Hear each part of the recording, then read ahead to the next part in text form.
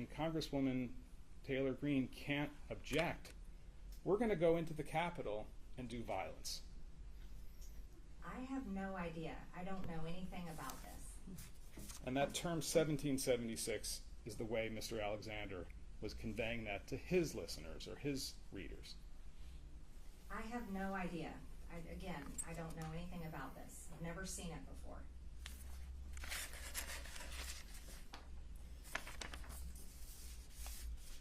Between January 3rd and January 6th, 2021, Ms. Greene, you viewed the Electoral College certification of Joe Biden as a blow to freedom. Is that fair? I viewed it as we needed to object because there was so much evidence and so many people had signed their name. Thousands of people had signed their name on affidavits saying they witnessed voter fraud. And that meant something to me because I care about the people and I care about their votes and I care about our election integrity. My question is whether you viewed it as a blow to freedom if the Electoral College certification of Joe Biden were completed. I don't agree with your wording. Okay. Because once freedom is gone, it doesn't come back by itself, right? I don't agree with your wording. The only way you can get freedom back is when it's earned with the price of blood. Those are your words, right? You're twisting my words and creating a narrative that you're trying to make. That's not my narrative. That's not what I said. Well, That's on not October what I meant 27th, 2020, that's what you said and that's what you meant, right? I'm sorry. Yeah, on October 27th, 2020, when you did the interview with Mr. Dorr, when you said the only way to get freedoms back is when it's earned with blood, that's what you meant, right? Well, you showed a video that's chopped up that doesn't show even my full sentences. So no, I don't agree with what you're saying.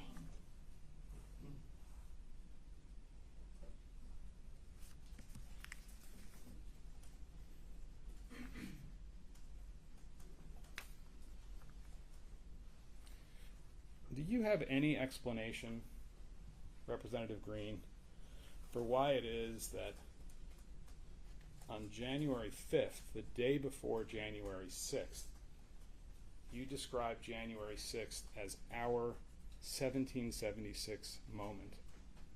I don't remember. Seeing this interview is the first time I've seen it in a long time. I don't remember. Now, prior to January 6, 2021, you spoke publicly on your Facebook page about the transfer of power that would occur on January 6th. You recall that? I don't recall. Okay. You said on a video on your Facebook page that the peaceful transfer of power ought not be allowed to occur. I don't recall. You said that the peaceful transfer of power cannot be allowed to occur because Joe Biden didn't win the 2020 election, right? I don't recall. Let's go to the videotape. Can we start with... So it's probably best if I explain this. There are two versions of this, and I'm going to ask about both of them. And you can tell me if you think they've been chopped up in any way. They have been chopped up, that's true. But you'll tell me whether you were misinterpreted, okay? The first one is PX 66.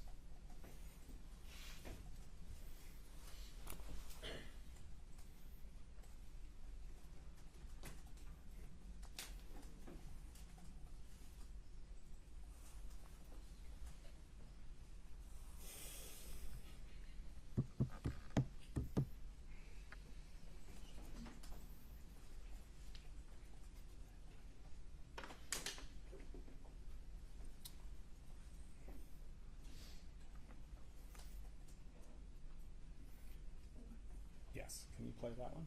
Okay, just a second. What's the date and the source of the video? The source is, it was something, Ms. Greene's Facebook page is not available. This is something that was captured by someone else and posted on another Facebook page. Where it says it's from her Facebook page? Yes, I believe it does. 66 has been admitted, Your Honor, into evidence. And Yeah, what's it's the been admitted for what it's worth. So go ahead. Yeah, and what is the date? We're going to ask your client that, Mr. Ball. Okay, you don't know. Okay.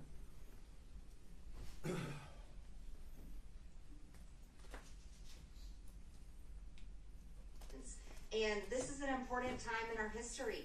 We can't allow this just to be gone, just to let it go. You can't allow it to just transfer power peacefully like Joe Biden wants and allow him to become our president, because he did not win this election.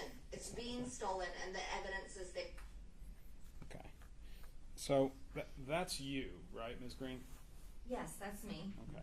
And when you say we can't allow it, we can't just let it go, the it in that phrase is to have Joe Biden declared the winner of the 2020 presidential election. You are showing a video where it doesn't give us any reference beforehand and it doesn't give us any reference afterwards.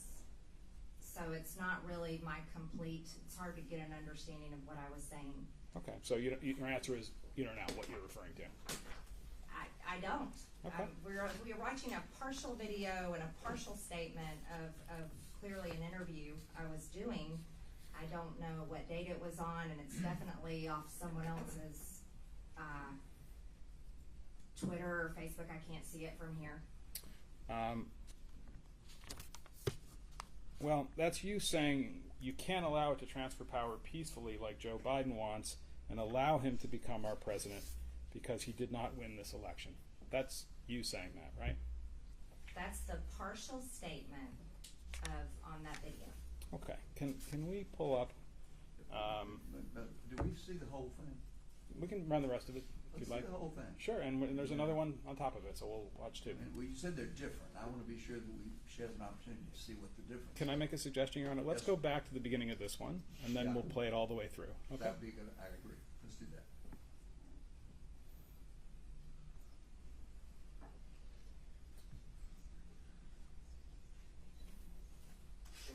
And this is an important time in our history. We can't allow this just to be gone, just to let it go. You can't allow it to just transfer power peacefully like Joe Biden wants and allow him to become our president, because he did not win this election. It's being stolen, and the evidence is there. The mainstream media for 4 years talked about Russian collusion, conspiracy theories, and lies, and demanded investigations nonstop into Russian collusion. Nonstop. But yet they refused to. And this is an important time in our history. Is that where it ended? It just sort of cut off there. Okay, let's show the witness PX 12.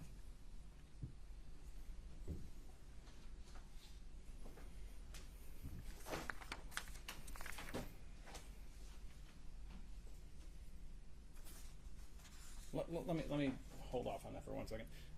This video that we just saw, which we've marked as Plaintiff 66, that's a video that you made in anticipation of objecting to the Electoral College count in favor of Joe Biden, right? I don't know. I don't see a date. It's not from my specific Facebook page. It appears to be on someone else's. Let's see the other video, number 12. Where's this one from? This is also, it's the same thing. It was taken, I believe, off of the video, off the Facebook page of the client, of the congresswoman, but let's ask her. But where did y'all get it? Where did we get this from?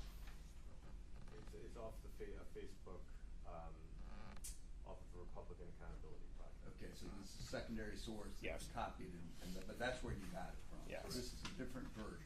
Correct. Okay.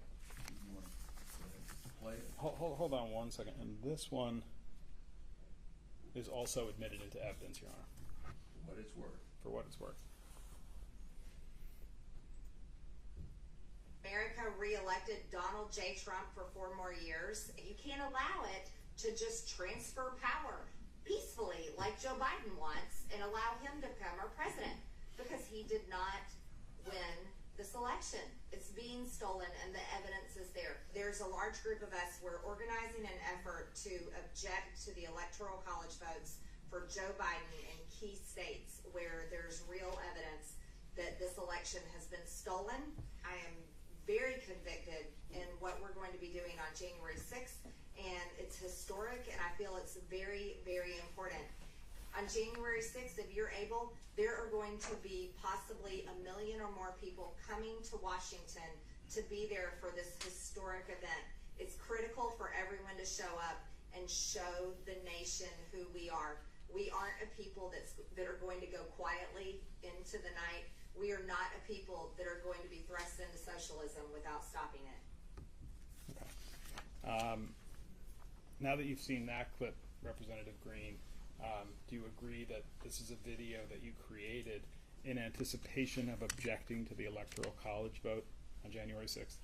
This video on the Democrat leftist PAC Republican Accountability Group that looks to be chopped up and spliced, that video, that's not my full video. Listen to my question. Yes.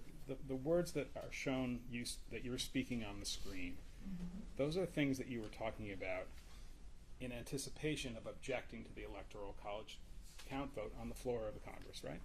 The only thing I was working on was objecting, but again, that's a cut and spliced video.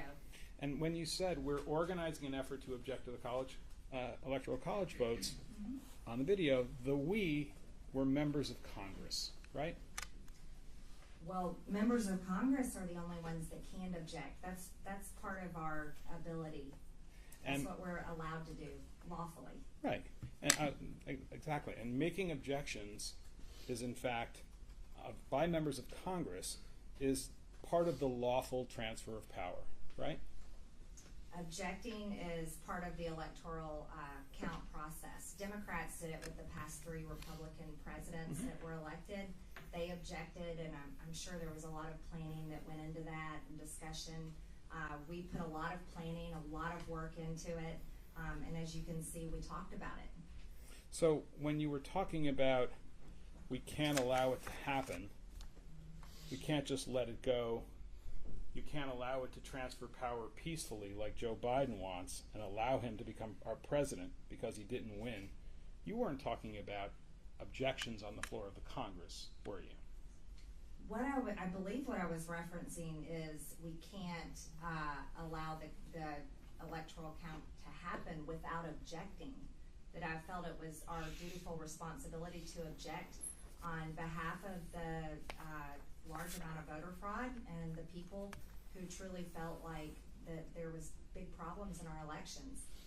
And you're testifying under oath that that's what you meant when you said you can't allow it to transfer power peacefully like Joe Biden wants and allow him to become our president. That was a reference to debates on the floor. Without objecting. Of course, you don't say anything in that part of the video about objections on the floor of the Congress, right? Would you like to see it again? I believe the video, I said objecting.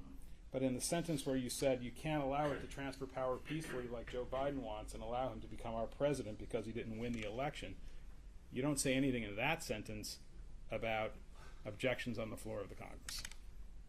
Sir, we just saw 2 videos that are cut and clipped, and my sentences aren't even completed. I think the first video started with me saying "and," meaning it was starting into partially something I was already saying. What I was, from the video and my recollection from watching him just then, it was purely talking about objecting. One of the things that you say in these videos is that you call upon people to come to Washington on January 6th, right?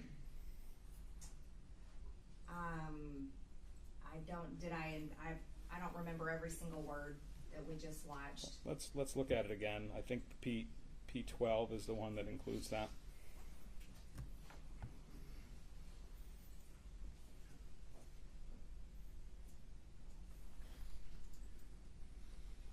America reelected Donald J. Trump for 4 more years. You can't allow it to just transfer power peacefully like Joe Biden wants and allow him to become our president because he did not win this election. It's being stolen and the evidence is there. There's a large group of us. We're organizing an effort to object to the Electoral College votes for Joe Biden in key states where there's real evidence that this election has been stolen. I am very convicted in what we're going to be doing on January 6th, and it's historic, and I feel it's very, very important. On January 6th, if you're able, there are going to be possibly 1 million or more people coming to Washington to be there for this historic event. It's critical for everyone to show up and show. So in that segment, Representative Greene, you're asking people to come to Washington on January 6th. In this video, which I saw jump 3 times, which means it's been cut and spliced, yes, I did talk about people coming there to support our objection, peacefully support our objection, support President Trump. How did you know that there might be 1 million or more people coming to Washington on January 6th? Did you just make that up, or somebody tell you that? I believe those were the numbers being talked about at the time. By who? The media, and just People who were different planning the sources. demonstrations? I have no idea. I think I saw that on the news. And what you said is it's critical for everyone to show up, right? That's what we saw. Supporting, peacefully supporting our objection. That's the only thing I was interested in doing and planning is objecting. Now, the last thing you say in the video is, we aren't a people that are going to go quietly into the night. Do you recall that part? Yes. Okay.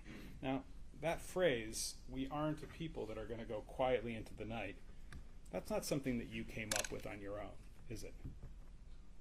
I have no idea what you mean. Well, that's something that you borrowed from a movie script, right? I don't know what you're talking about. Okay. You borrowed that line from the movie Independence Day, right? No. Okay. Let's go to the videotape, Ms. Wells.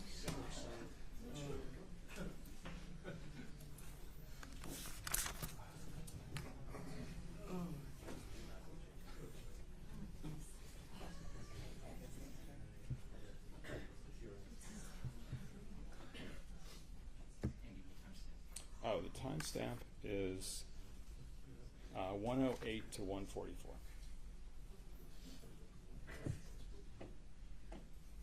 Hold on one second. You've seen the movie Independence Day, right? I've seen it before. It's a great movie, right? I think it's probably a great movie. I haven't watched movies in a long time, but from what I remember, it's a great movie.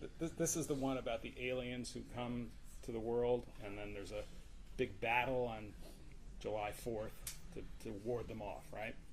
You are giving us quite the entertainment today. Thank you. Okay. And there's a scene in that movie where the president, the guy who's playing the president of the United States, addresses the fighter pilots who are about to go into battle against the aliens. Remember that scene? I do not remember now. Well, but we're I'm going to sure have a you're look gonna at show it. us. Yeah. Can we see the whole thing? Yeah, can we watch the whole movie? It's a great movie.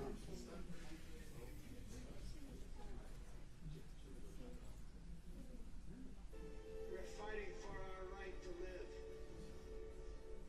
to exist. And should we win the day, the 4th of July will no longer be known as an American holiday, but as the day when the world declared in one voice, we will not go quietly into the night.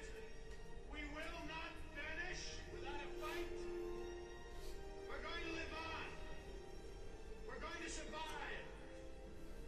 Today, we celebrate our Independence Day. Great scene, right? Yeah, that was a great scene. And the phrase that the actor uses there is, we will not go quietly into the night. You heard that. Heard it just now, yes. And that's the exact phrase that you use in the video that we saw that was the previous exhibit. We aren't a people that are going to go quietly into the night. I don't view courtrooms and politics as Hollywood like you do. That is not the first person, I'm sure, that said that and won't be the last. And I don't recall getting any inspiration from this Hollywood movie like you're suggesting. So you were not communicating in referencing that film that January 6th was going to be a new kind of Independence Day. All I was talking about is objecting and standing up for people's votes in our elections. By the way, Independence Day is July 4th, right? Yes. It's July 4th of 1776, right? That's right.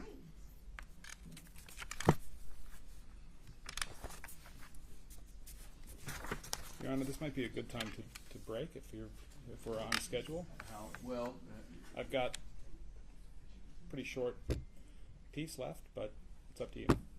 I don't need a break. let's keep going. Great. Again, I mean, if we're talking, 30 minutes, we're talking 2 hours. Yeah, no, I don't think it's 2 hours. Ms. Greene, did you advocate to President Trump to impose martial law as a way to remain in power? I don't recall. Yeah, so you're not denying you did it, you just don't remember. I don't remember. Okay. And do you agree that the storming of the Capitol on January 6th is something that's despicable? Yes. Okay. Very unhappy about it. Mm-hmm. Now,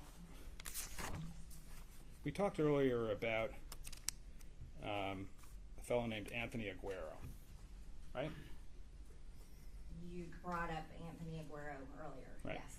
And he's somebody who you know, yes? Yes. And he's somebody who you've spent a fair amount of time with, is that fair? Not much time, no. He's a friend of yours.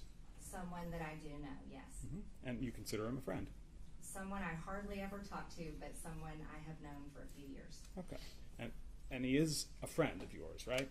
A distant friend. Okay. Someone I know.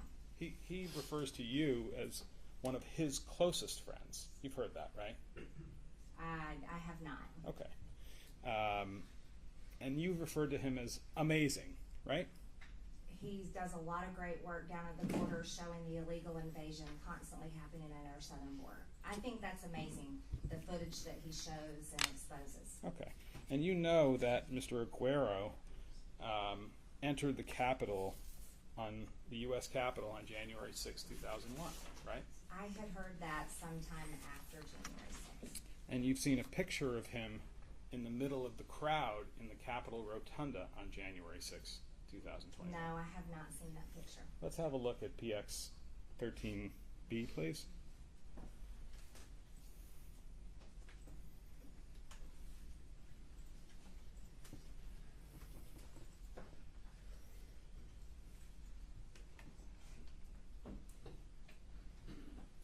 Make that a little bit bigger.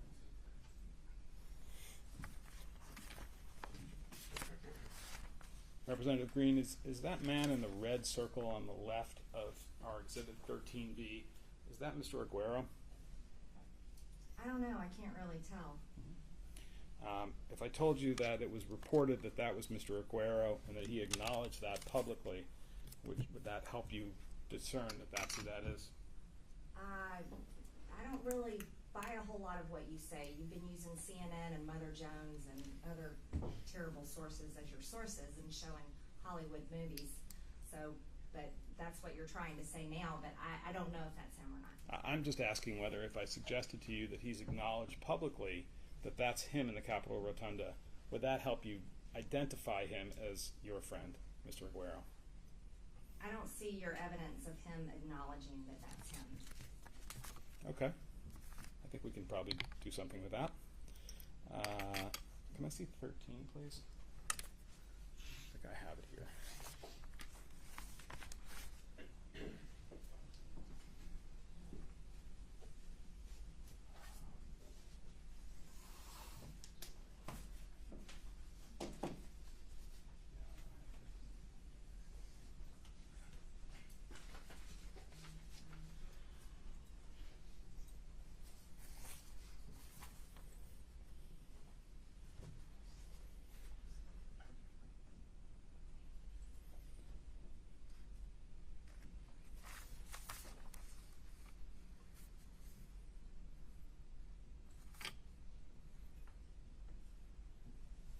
If I showed you something from CNN, you probably wouldn't accept it as authentic, would you? I think we've established that today. We'll move on. Have you spoken to Mr. Aguero since January 6th? I don't recall speaking to him now. Or communicate with him in any way, text, email? I don't recall, no. And did you communicate with Mr. Aguero at any point prior to January 6th about the plans for a demonstration in Washington on January 6th? No, I didn't. Now, did he have press credentials? I mean, there was a lot of press in there, and that's the job that he does with a border media company that he works with. So I have no idea about what, I have no clue about it. Okay. Were you aware that he was going to be, in his capacity, I guess, as a member of the press, present on January 6th in Washington for the demonstrations that were planned? No, I was not aware. Did he communicate with any member of your staff in any way, by text or email, cell phone, about the fact that he'd be coming to Washington on the 6th? Not to my knowledge, no. Did you ever discuss with Mr. Aguero the idea that on January 6th, as part of a demonstration, the U.S. Capitol was going to be flooded by people? No, because the only thing I was working on objecting and had no expectation of anything that happened on January 6th. Well, you knew there were going to be demonstrations, right? I knew there was a peaceful march planned.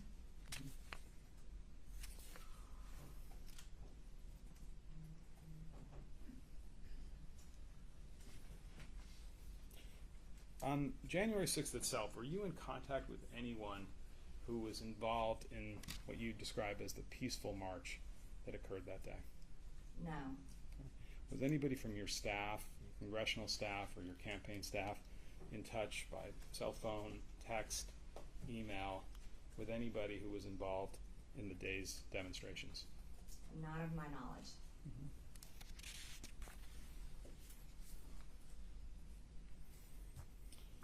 At any time on January 6th, did you disclose to anyone outside the Capitol your location in the Capitol during that day's events?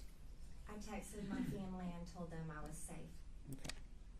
Anybody other than family? No.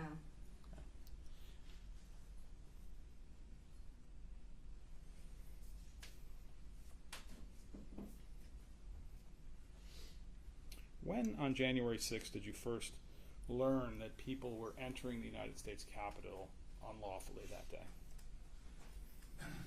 When we were in the House chamber, we were starting the electoral count, and we went on lockdown, and that's when I first learned of it. I was shocked. And do you know what time of day that was?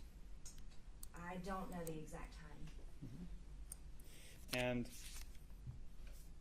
when you went on lockdown, as you describe it, why don't you tell us what that meant, what you mean by that?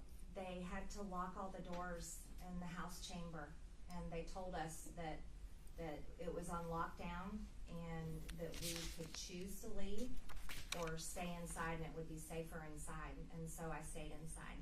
Okay. And when you say you stayed inside, where did you stay? Inside the House chamber. Okay.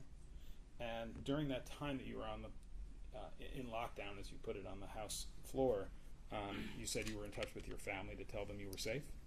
Not at that time, no. Okay. When did that happen in the day?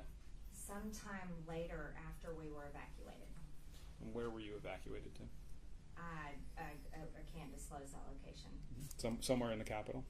Mm-hmm. And when you were in that other location in the Capitol, I presume that would be a secure location, is that right? Yes. Did you have any communication, either by phone, by text, some other way, with anybody who was outside the room, outside the secure location you were in, other than your family? Not that I recall, no.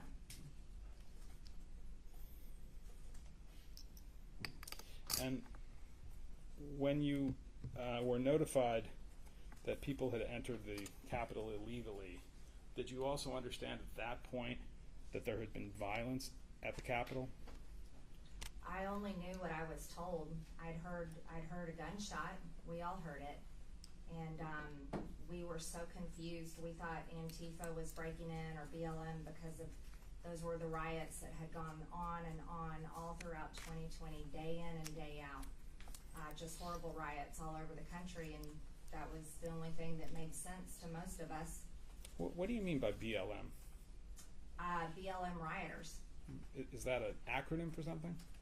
Black Lives Matter rioters. Mm-hmm. That rioters that were attending the Black Lives Matter protest. To your knowledge, has anybody connected with the Black Lives Matter movement or the Antifa movement, as you say, been subject to arrest or charge in connection with the January 6th events?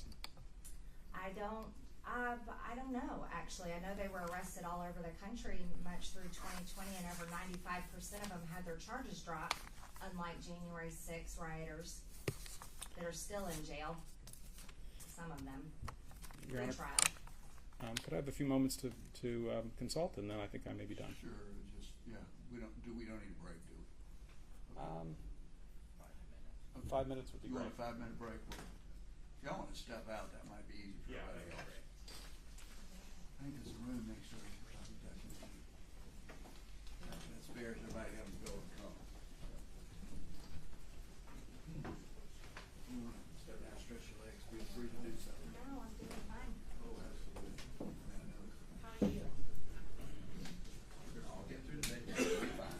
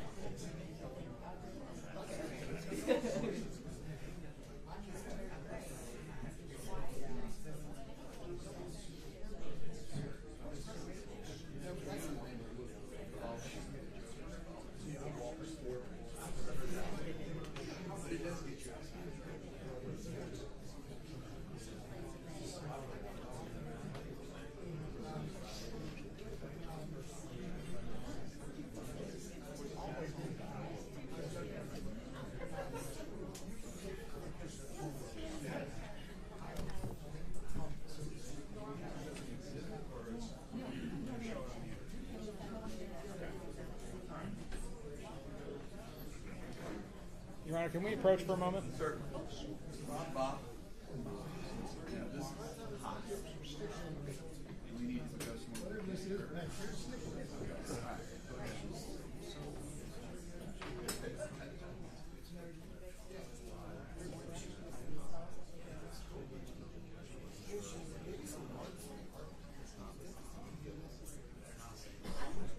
I mean, the same video? The one that we've seen, the two different versions of? I'm sorry.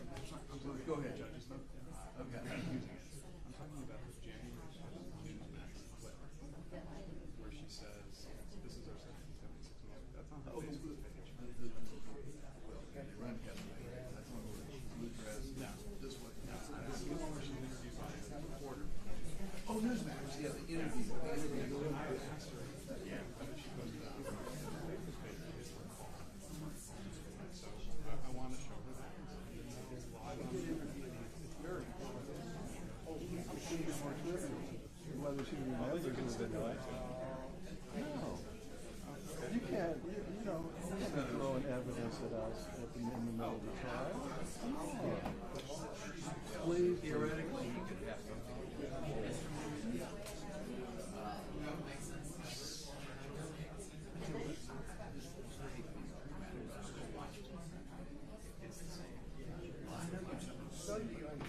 Why do we do this? Because it shows that it's posted on the Facebook page. That's all. That's the only difference. We have is that she posted on the Facebook page. Learn about that in my closing. I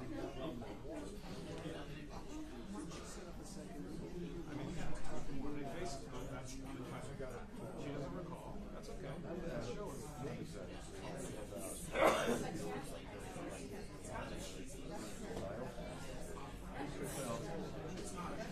So the only question we're trying to establish is that video is posted. Well, I'm going to show you how to do it. You can ask her you can watch the first 15 seconds or something. That's fine. If you want to stipulate that, that's fine. But you can show that, but then we don't need to watch the whole video. It's less than a minute, but it's a very important step. So No, well, sorry, back. So just about, hold on. What do we decide we're going to do here?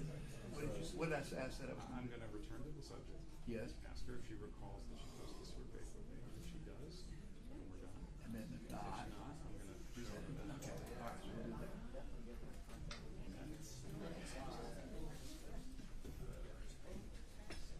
Bear with us. I'll do it. Okay, I got you. I need to get my notes on that.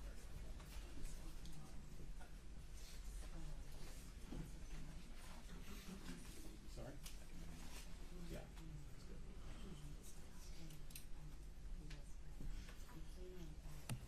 Thank you for your patience, Representative Greene, Your Honor. In the previous discussion, I had asked about what we've marked as Plaintiff's Exhibit 27, which is the Newsmax clip, you recall, that we showed. You remember that, right? The one we've already watched? The one we've already watched, yes. And I asked you whether you recall that you posted that Newsmax clip on your Facebook page. I don't recall what was posted on my Facebook page. Fair I enough. don't make all of my Facebook posts. Fair enough. Let's Explain what this is. yeah, I'd like to show you this. This is a live version of your congressional campaign Facebook page as it sits there today. And what we have is the clip that we had separated in the previous testimony. And I'd like to play that for you just to see if you will acknowledge that that clip is now available on your Facebook page.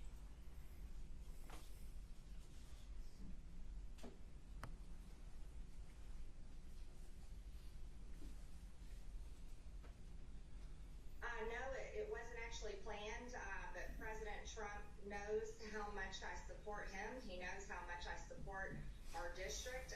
Georgia's 14th district, and so I was happy to go up there and encourage our voters to get out and vote. We can't allow our two Republican senators lose their seats to two radical socialist Democrats. So I was excited to get up there and also cheer on Senator Kelly Loeffler for announcing last night that she'll be objecting to this fraudulent stolen election tomorrow on January 6th. And I'm very excited that both of us women representing Georgians will be fighting for President Trump and fighting for the integrity of our elections tomorrow. What is your plan tomorrow? How do you plan to handle what could possibly go down in this joint session of Congress tomorrow? What are you prepared for?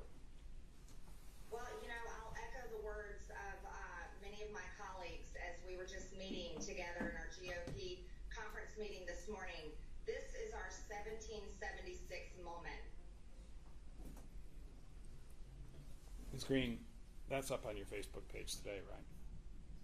If that's there, then yes, it's on there. Right. And that's been posted since January 5th, 2021, correct? I didn't post it, but if that's when it was posted, then that's when it was posted. And things that are posted on your Facebook page are posted with your authorization and permission, right? I do not view things that are posted before they're posted.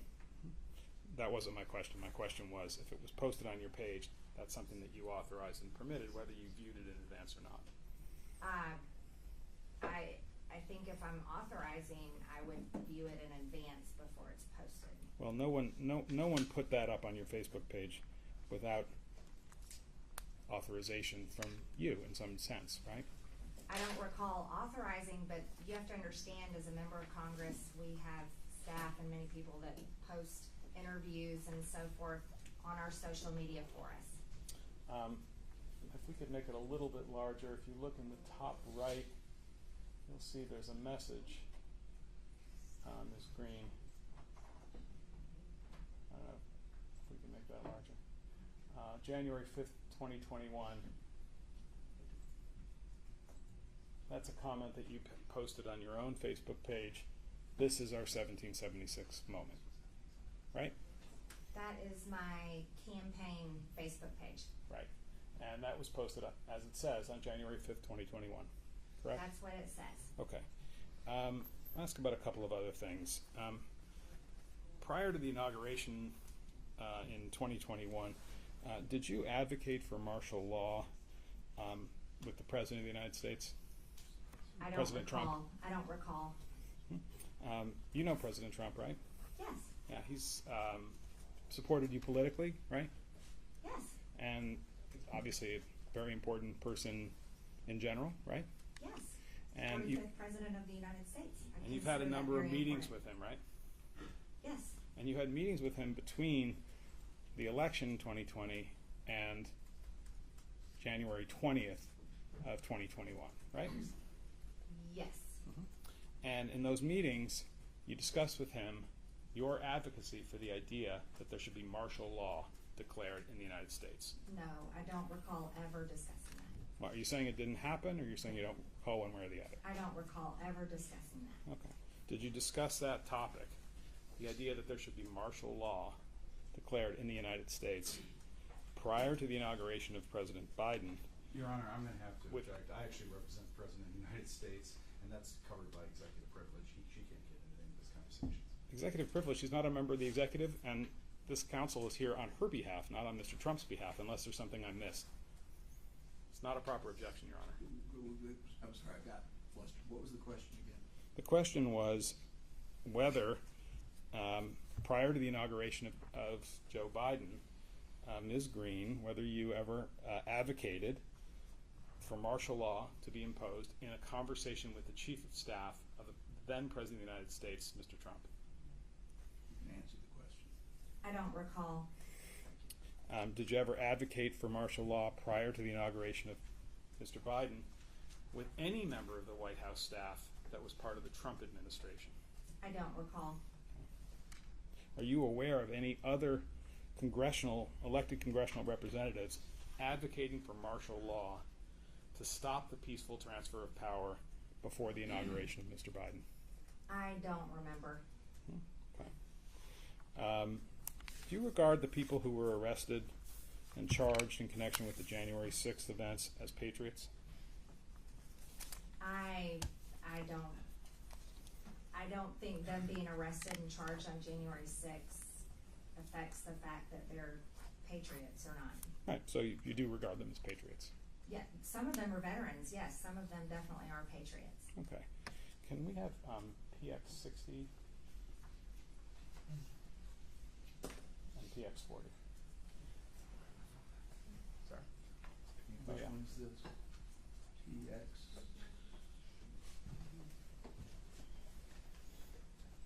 Um, 60? Yes, this is plaintiff 60.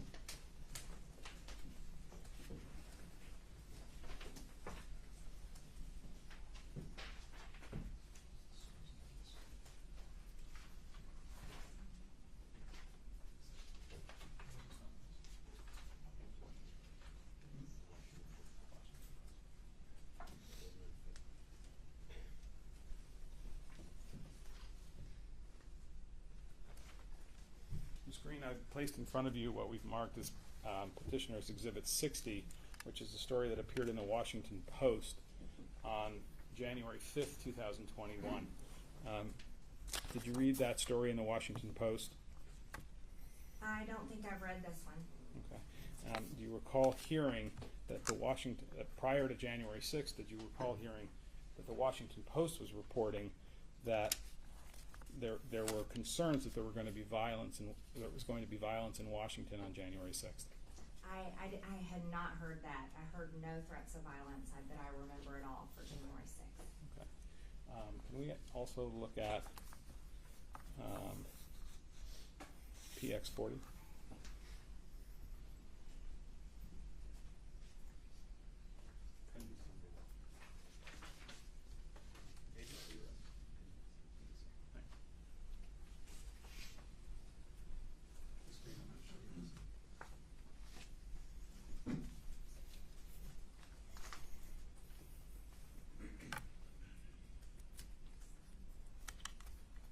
Ms. Greene, I placed before you a January 5th, 2021 article entitled "Violent Threats Ripple Through Far-Right Internet Forums Ahead of Protest." This is an article that appeared in NBC News on the 5th. Do you recall reading that NBC was reporting that there were violent threats that were expected to occur on January 6th, and that they reported that on the 5th of January? Sir, we were really busy just preparing to object on the 6th. I don't recall that news report. Okay. Have you read this news report before? Not until you placed it in my hand. Okay, probably didn't have much time to read it. No. Let me consult for 1 minute.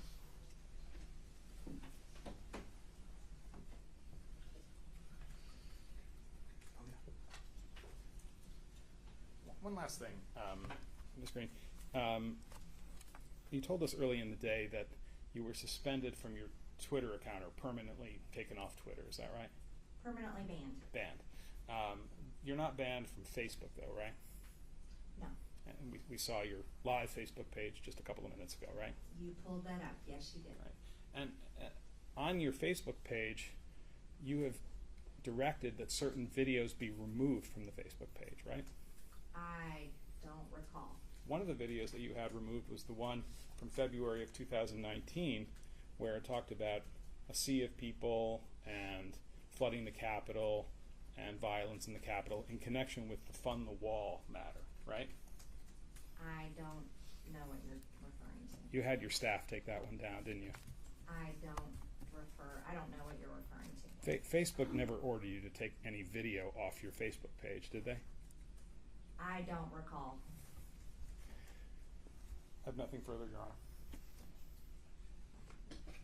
You want to proceed? I mean, Sure. you need a break? Oh, no. I'm doing great. Okay, as long as, again, I don't get you It will not take long, and I assume we can have a break to get ready for final argument. Yeah, that'd be perfect. Thank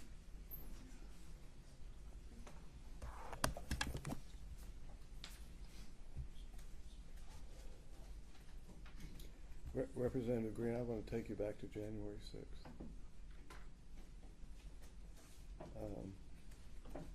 you've already testified that you were on lockdown in the House chambers. And I'm sorry. I just need Mr. Bobby to speak up a little bit. Oh, you need to I'm speak having a up, hard I'm time. sorry. Thank you. you've already testified that you were on lockdown in the House chambers. Yes. And did you have an opportunity to do a video Yes. and a tweet accompanying that video? Yes. Right. And about what time did that occur on January 6th? I believe it was around 2:30 in the afternoon. And where were you when the video was when you took the video? I was inside the House chamber and we had gone on lockdown, and it was after I had learned that there had been some violence outside the Capitol, and someone had been shot, and there was just people that we were only told there were people inside the Capitol, and I got very concerned because at that time I was confused. I was so confused. I was shocked. I'd never been in anything violent before, any kind of situation like that, and I was really scared. And I went inside the cloakroom, inside the House chamber in the Republican cloakroom, into one of the phone booths where you can go to make a phone call or anything. I went inside there and I made a video telling people to be peaceful, not to be violent, and just giving out a message. And I tweeted that video from the Republican cloakroom. Did you know at that time who was attacking the Capitol? No, I didn't know. There was people were saying different things. We mostly thought that it was Antifa dressed up as Trump supporters. That was the first thing we were told. We had no idea. I was in the cloakroom, couldn't see the news. I just knew that we were on lockdown, and they said, by that point, they said, you cannot leave. You have to stay in here. I'll show you what's marked as R1. It's the tweet. And I don't know, I think we just have the video on electronically. This has already been admitted. Yeah. Right.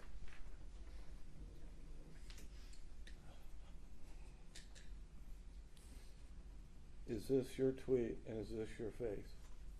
Yes. And for, did you say in this tweet, a message from the Capitol? Be safe, be smart, be peaceful, obey the laws. This is not a time for violence. This is a time to support President Trump and support election integrity. God bless. Yes. Would you show the video, please? R1. Somebody got that set up. I don't see Devin. He was setting it up from yesterday. Mr. Hamilton said he would play it here today. Dominic, wait a second, sorry. No, I don't see him in the courtroom. Yeah, Devin was set it up yesterday, or maybe the day before. I'm sorry, I didn't give him warning.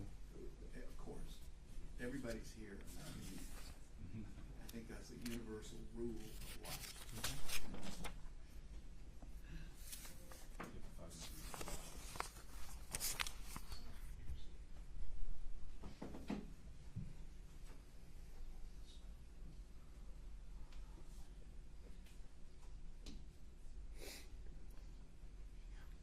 We had a thumb drive delivered, Your Honor, yesterday the day before. I know. Again, I apologize. Technology. Yeah. I'm sure it'll be direct. I mean, I have. This may be it. I have. That's it. Is that it? I mean, I guess it's safe. It's been in my custody. We're gonna. Again, I don't know where he is, and you do not want me touching the computer. I can assure you.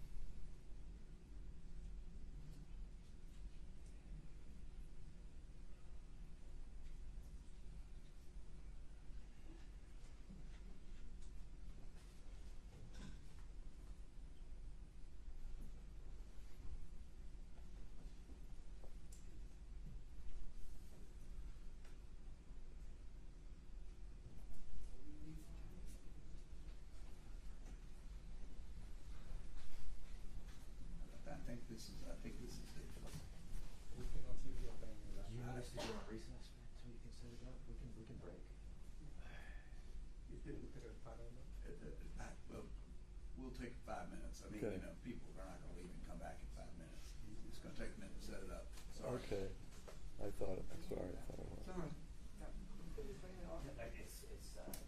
Is that their laptop, or we can play from here, whichever. If you need me to go grab a laptop. Yeah, it's gonna be on It needs to be on that screen. Okay. No, this, we don't know. Okay, so it needs to, their laptop needs to be disconnected. Right. Yeah, so we just need to disconnect it from the display.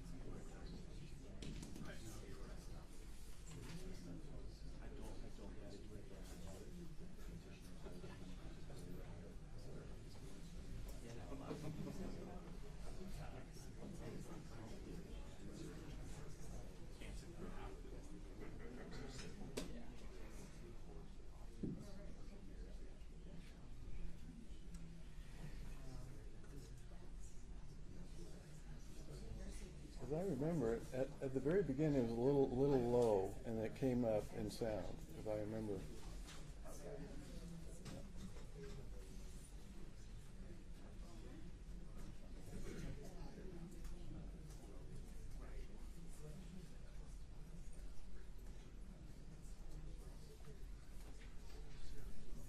Maybe not.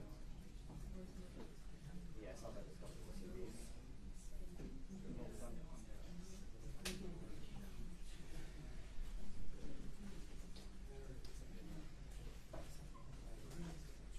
I think you're ready to play this spot. Is it ready? Yeah. Okay. Turn it on. Let's Go. play. Let's go. I think we're just trying to fix the volume. I get it back here. I understand. Yeah, you'll need to turn that up. I've already seen it several times.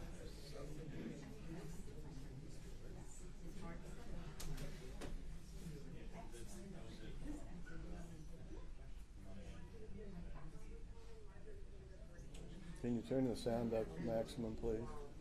Just letting you know for all the great people, wonderful Americans, Quiet in the for courtroom. President Trump, that are here in Washington, start it over, D.C. please? today. Today is a time to support your president, and just know Start over again. everyone, this is Congresswoman Marjorie Taylor Greene. I am sending out a message to you all, just letting you know for all the great people, wonderful Americans who support President Trump, that are here in Washington, D.C. today. Today is a time to support your president, and just know that we're fighting for you here in the Capitol, in Congress, fighting for your vote and fighting for President Trump. So I urge you to remain calm. I urge you to have a peaceful protest. Make sure that everyone is safe and protected, and let's do this in a peaceful manner. This is not a time for violence. This is a time to support President Trump, support our election integrity, and support this important process that we're going through in Congress, where we're allowed to object. So this is very important. So I urge you to stay calm, be the great American people that I know you are, and just know that we're in here fighting for you. So God bless everyone. Be careful, be safe, and be smart, and obey the laws. Thank you very much. Representative Greene, is that you? Yes. As I look at your face and hear your voice, I think you're scared. Objection. This is not for Mr. Bob to testify about his feelings. What was your feelings at that time? I was scared. I was very scared. I was concerned. I was shocked, absolutely shocked. Every time I said we're going to fight, it was all about objecting. And to me, that was the most important process of the day. And I had no idea what was going on, and I just didn't want anyone to get hurt. I didn't want to see anything terrible happen. And it was very upsetting. I was very, very upset when I made that video. And you've been on the stand for several hours here during direct examination, and they showed you multiple tweets and multiple videos. Did they show you that video? No, they didn't show that one or all the other social media posts that have been made on my accounts that I have made, or videos I have made where I've always denounced violence, and all the videos I've said and speeches I've said of how upset I was about the riot on January 6th and how much I didn't like it and how much I was against it. And even when I went and visited the January 6th defendants, pretrial defendants in the DC jail, and I went there to see their conditions because we had heard horrible things about their Your Honor, treatment. I don't know what this is relevant to. I object. It's not relevant, but, so I sustain, yes. In other words, cutting you off is going beyond the question. Thank you. Now, let me show you what's been admitted as R4.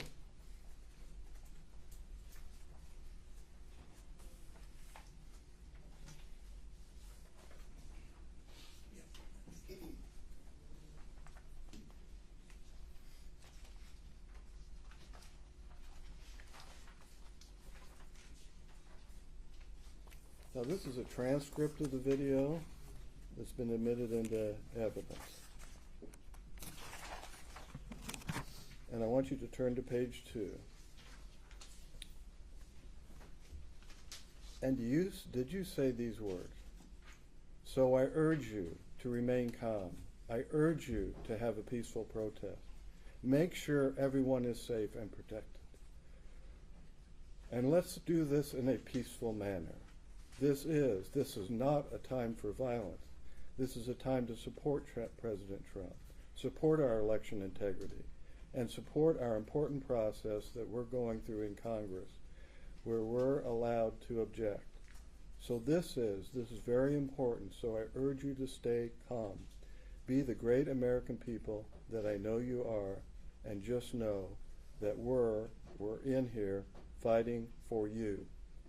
So God bless, be careful, be safe, and be smart, and obey the law. Thank you. Yes. I think there's a subsequent tweet that you did referring to the violence that occurred on January 6th. And it's P1P. And I'm actually not certain whether that has been admitted or not admitted. P1P. I do not believe it's been admitted.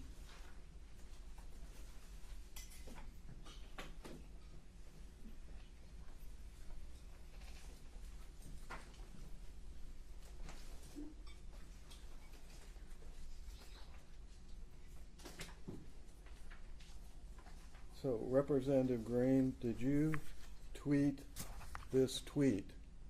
If I know what I'm talking about.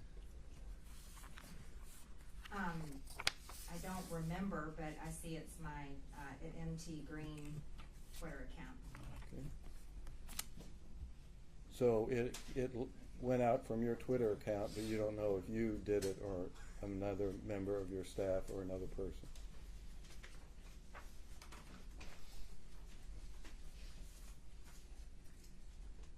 I can't recall exactly, but I think I tweeted this one.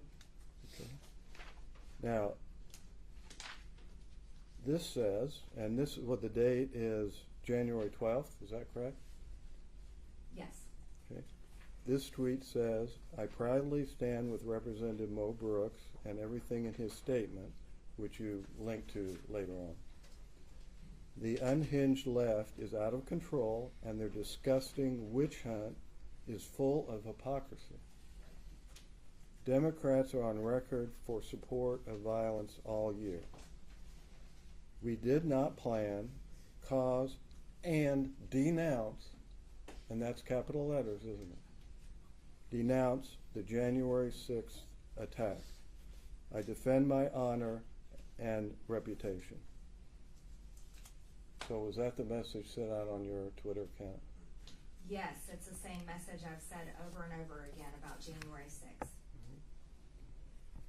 Now,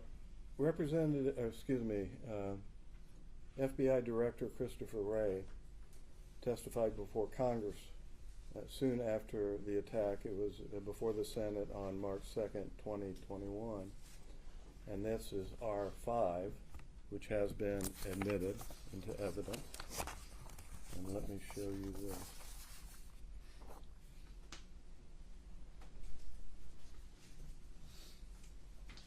Are you moving to the admission of this? Yeah, I wasn't sure if it had been admitted.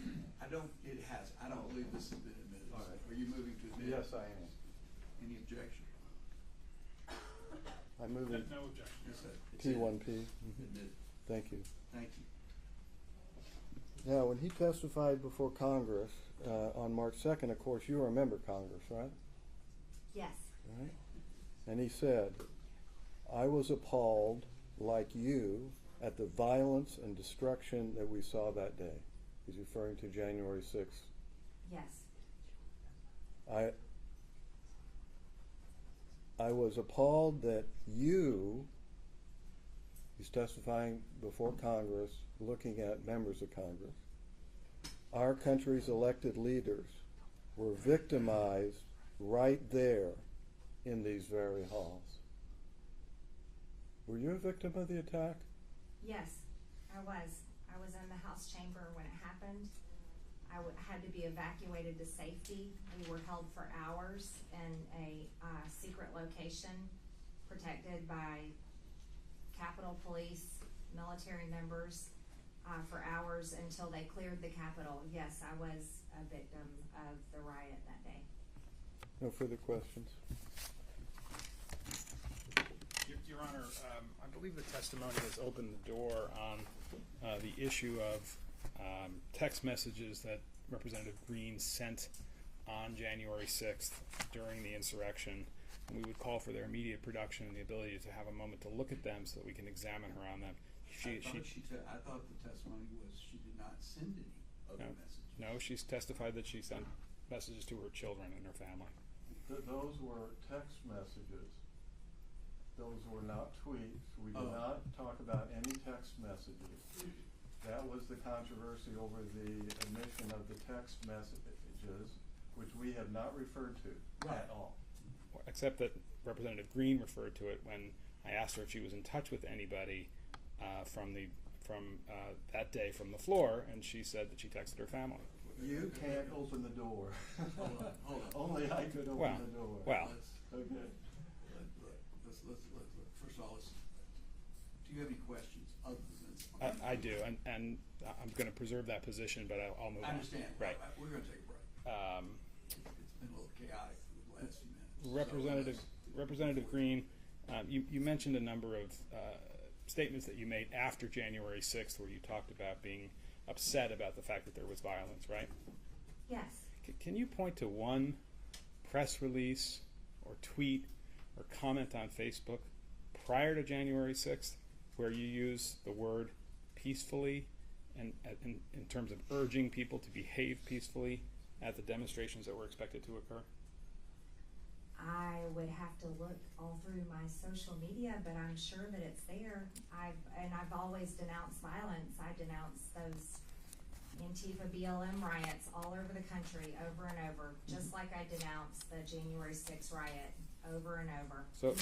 So you recall that? Even to the people in jail, I told them that it was wrong. I told them in the DC jail I did not like what they did, but that I'm there because I support their due process rights, which is being violated.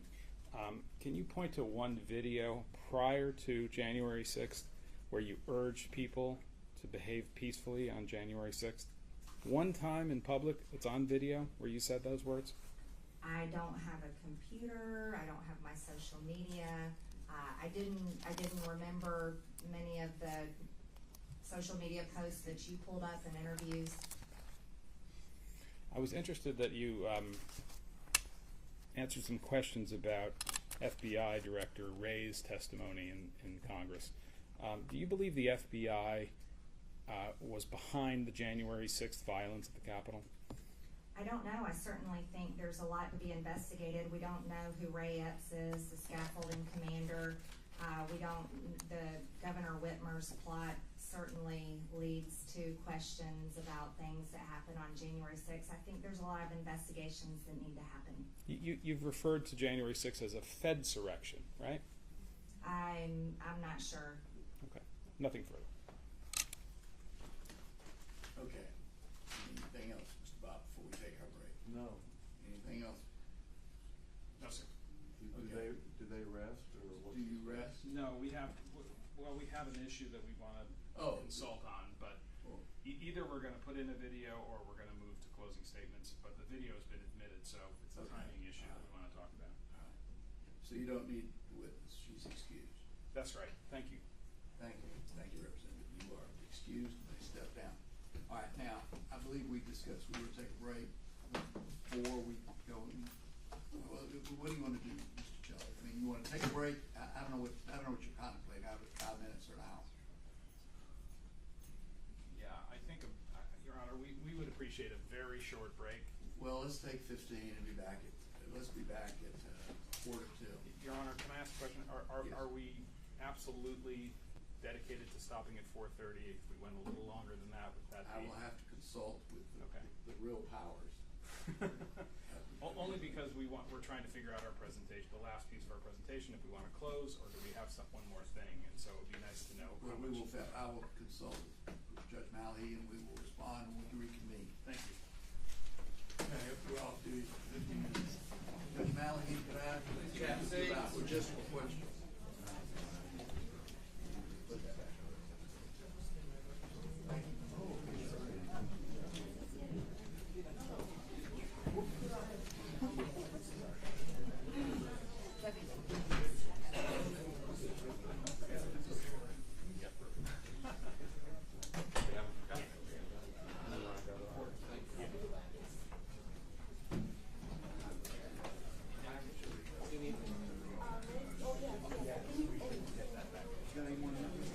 Y'all are good to exit. I'm gonna work on my file. Mr. Shelley, oh, they just, we'll go, I'll tell them. Could y'all let Mr. Shelley know that we can go, just, and, where's Mr. Bob? Mr. Bob? It's not. Mr. Bob? We can't go past.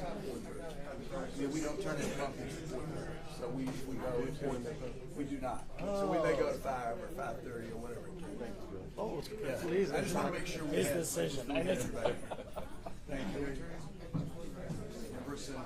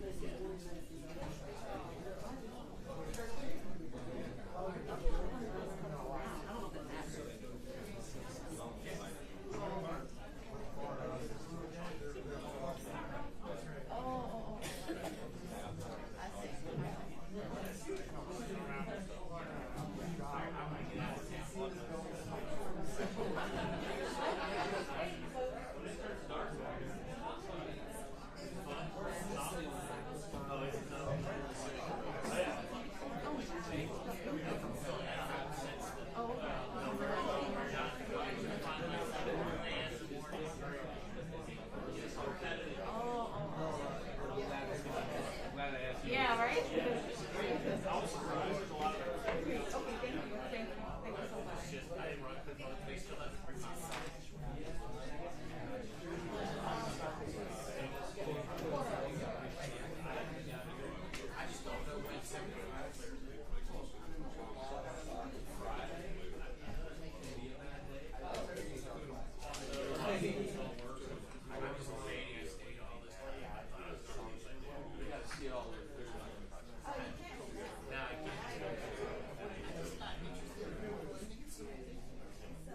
Do you remember any of your high school history? Yeah. Do you think, Patrick, other than past convictions, it's worth a honk. But always a clown. Got it, okay. Okay.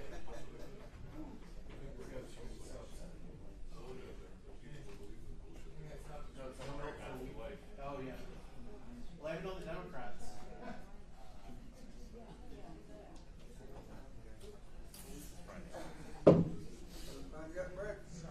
I haven't had so much fun since I sat through a C-SPAN marathon. Are you in the background of my life? Well, I think this is C-SPAN. Probably not. Who are you running against? Oh, you're running against. Are you the only challenger? There's two. That's maybe a hard race for him. There's two. There's Luke Martin. He was the party chair up there. Yeah. She had two So you're aiming for runoff?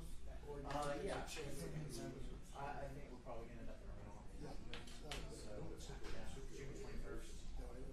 Trust me. It's not the camera. Yeah. One way or another. It's gonna be a slog. Yeah, Well, I mean, usually the president goes to July and August, so. Yeah. Right. Well, I mean, as a candidate, probably as a media person, you probably are over it after. Yeah, I mean, but there's advantages for the incumbent. Time as well. No, I think a longer progress is absolutely too challenging. Absolutely. I think one of the reasons it's shortened it was instead of gerrymandering for cross-party challengers and by shortening the primary calendars roughly 6 weeks with early voting, they're able to kind of take a scene out of the counting of that, though, is the incumbent. So you think they shortened it to help challengers? Oh, yeah, I think so. See, mine is that I've seen so many campaigns. I mean, it's just a process of voting. But I've seen so many challenger campaigns that have to immediately staff up. Like, why not?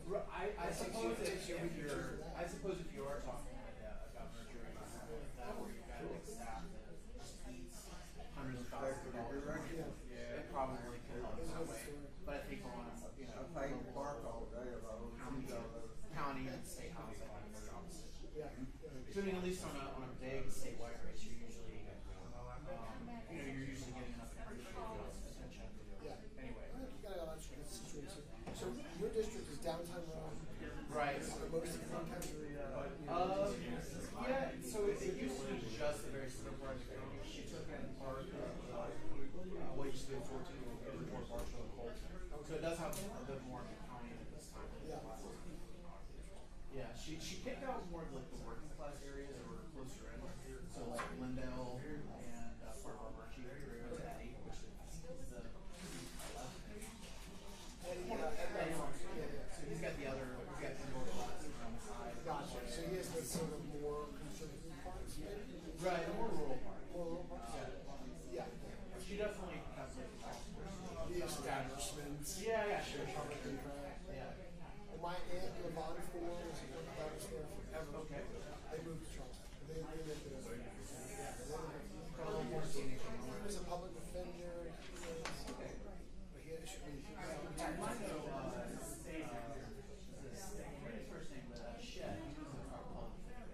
Yeah, I'm sure. I'd go up to cover Republican events there, and I'd bump into him. So bump into him at the Red Lobster. Right. I would have been a Republican woman. No, it was a 100 event at the Red Lobster. Okay. Yeah, and I was going. We never give us any love anywhere. He's a bad dude. Well, which one? There's 100 another. So who's the 100 state senator who? Bad guy. The guy in the state senate. Oh, you're the other one. The other one.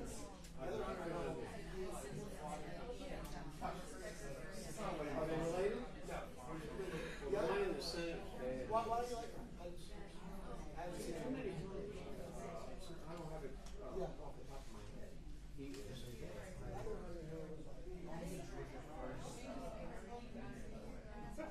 Which Hunter Hill? That Hunter Hill ran for governor. Yeah. Oh, because I guess that was his campaign show. Yeah. He quietly entered the race, which makes no sense to me. And then got mad that we weren't running a big story. I'm like, dude, I had 43 votes today. I was out in the road. You should have said something controversial. Well, he didn't. Buffalo and all that. He didn't even tell us. The meeting, you get some people. Oh, that's my father-in-law. Oh, man. Oh, you know Paul. Have you been? I think Paul Berry and we play trumpet in our church. Those Mount Bethel came. Yeah, he goes to his heights. But he definitely plays in all sorts of things. He's a trumpet player? Yeah, French trumpet. Okay, well that's how Here, let me try to find it. Oh, man, how you spell last name? Yeah. Let's see if I have just spell last name. M-A-N-E-E. Okay.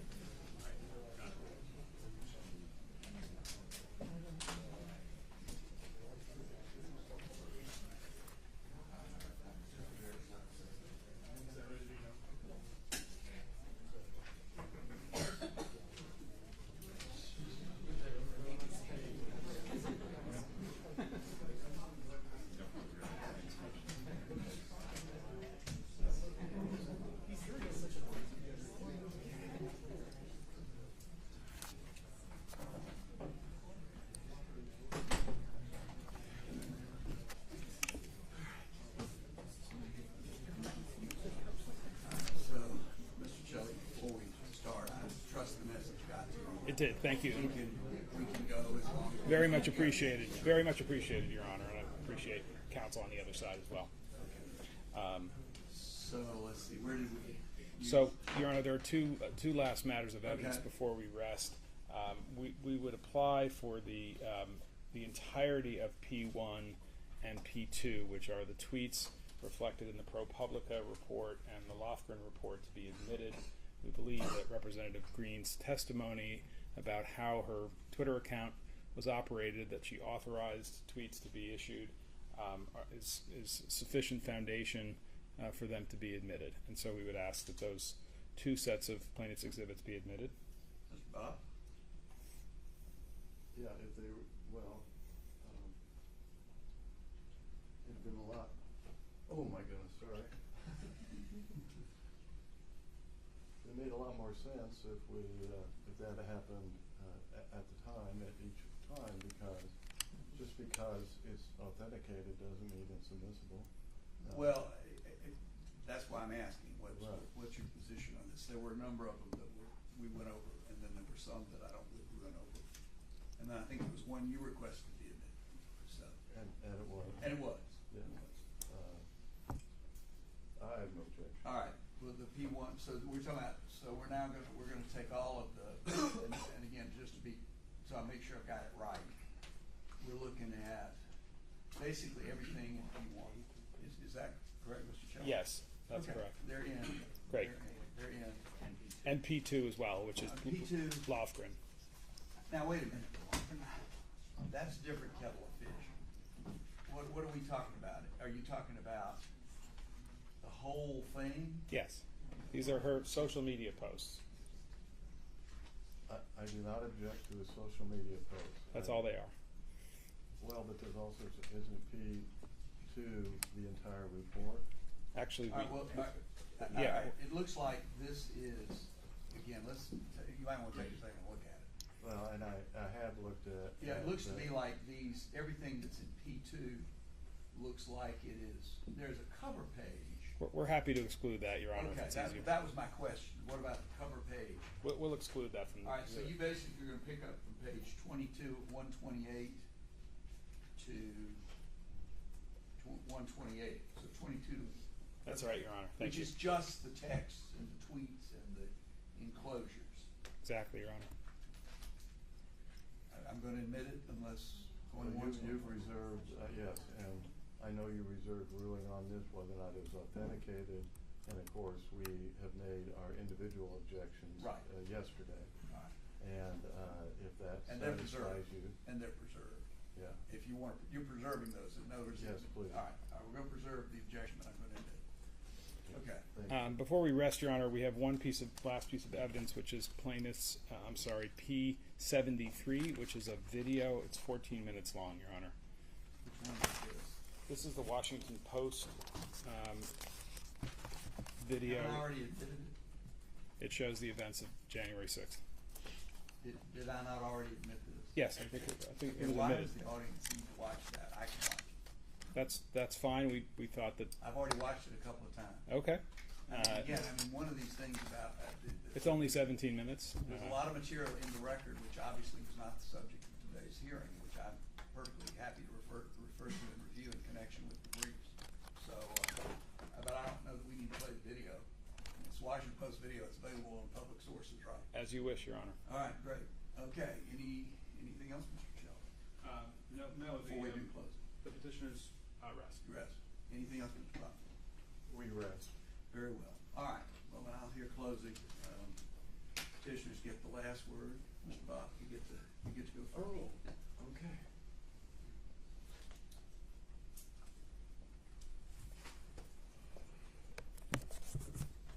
Thank you, Your Honor. I again want to talk about the law, and then I'll talk about the evidence that has been submitted and whether or not that evidence meets the correct legal standards that we believe are applicable here.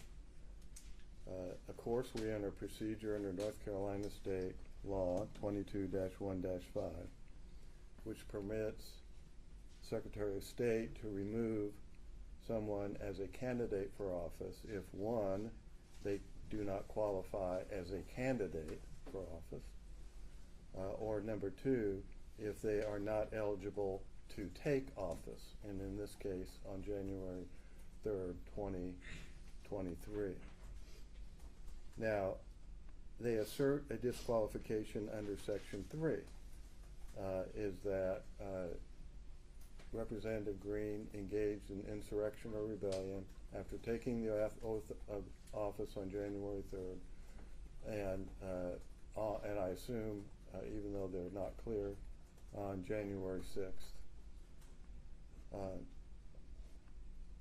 Section 3 also provides that, quote, Congress may, by a vote of 2/3 of each house, remove such disability. In other words, remove the political disability of not being able to take office by taking the oath, which is the trigger.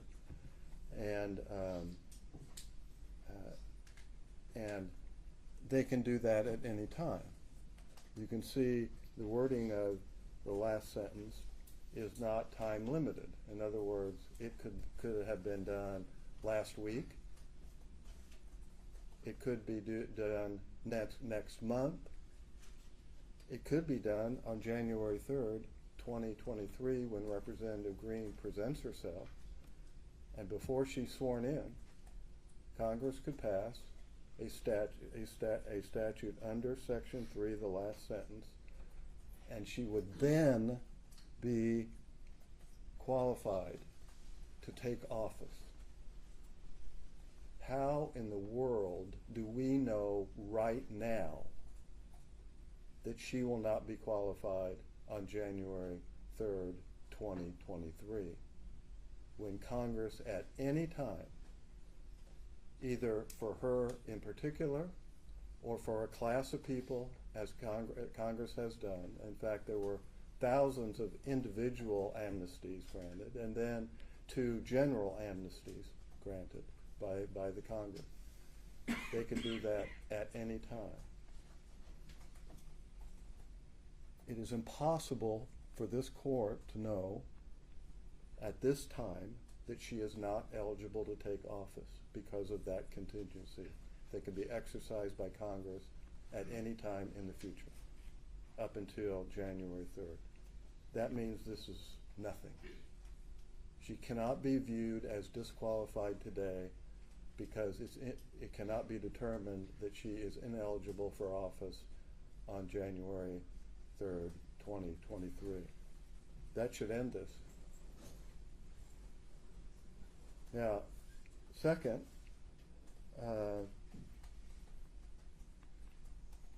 this has already happened. The amnesty has already been granted. The simple argument about this is the 1872 Amnesty Act relieved the disability under Section 3 to, quote, all persons whomsoever. Representative Greene is a all persons whomsoever. And it relieved the political disability that Section 3 imposed. And by the way, the word imposed here is a past participle, meaning that phrase, imposed by Section 3, is an adjective on regarding what political disabilities are we talking about. Because absent that modifier of political disability, it could be you are a felon, you lost your civil rights, and we're giving you amnesty from the political disability that you cannot take office as a convicted felon. So the only way to know what political disabilities we're talking to is the past participle. I didn't know this at the beginning, Your Honor. The past participle imposed by Section 3. Now, we also know that Section 3 is both retrospective, because it affected anyone in the past that had engaged in insurrection or rebellion after taking the oath and disqualified them from office. But it also had a prospective effect, because why would we be here? If it didn't have a prospective effect, what would be the basis to apply this to Representative Greene? So we know it has both prospective and retrospective, and in the Amnesty Act of 1872, it was removed. That retrospective or prospective political disability under Section 3 was removed for all persons whosoever. And the district court in North Carolina agreed with that analysis. That case is now in appeal. The district court here in Atlanta did not, and that case is on appeal. So you get to be the tiebreaker. All right? Now, we also know that when the 1872 Amnesty Act was adopted, that they did intend it to be both retrospective and prospective because of the wording of the 1898 Amnesty Act. The 1898 Amnesty Act, after the phrase disabilities imposed by the third section of the 14th Amendment of Article of Amendments to the Constitution of the United States, inserted the words heretofore incurred. That is not in the 72 version. So Congress knew very well how to do a retrospective amnesty if they chose to do it. Because in 1889, that's exactly what they did. A retrospective only amnesty based on the words heretofore incurred. So, in accordance with the English language in the terms of construction, we can't treat heretofore incurred as like, surplusage or something. It comports with the understanding of Section 3 that the political disabilities were both retroactive and prospective. In 1872, the wording of that amendment, of that act, encompassed both. The 1898 wording only referred to retrospective. Now, we heard some, interesting things, about the history of our country from my fellow Hoosier law professor. But he admitted that when Congress considered the 14th Amendment in Section 3, there was not a word about any other insurrection or rebellion other than the Civil War. And that means that history about Shays and about the whiskey rebellions, as interesting as they are, simply played no role. In other words, that was a historical occurrence. There is no evidence, even if we need to look at legislative history, no evidence that Congress considered that at all. So, I will soon be talking to you about what we do know about what they thought in 1867. But now,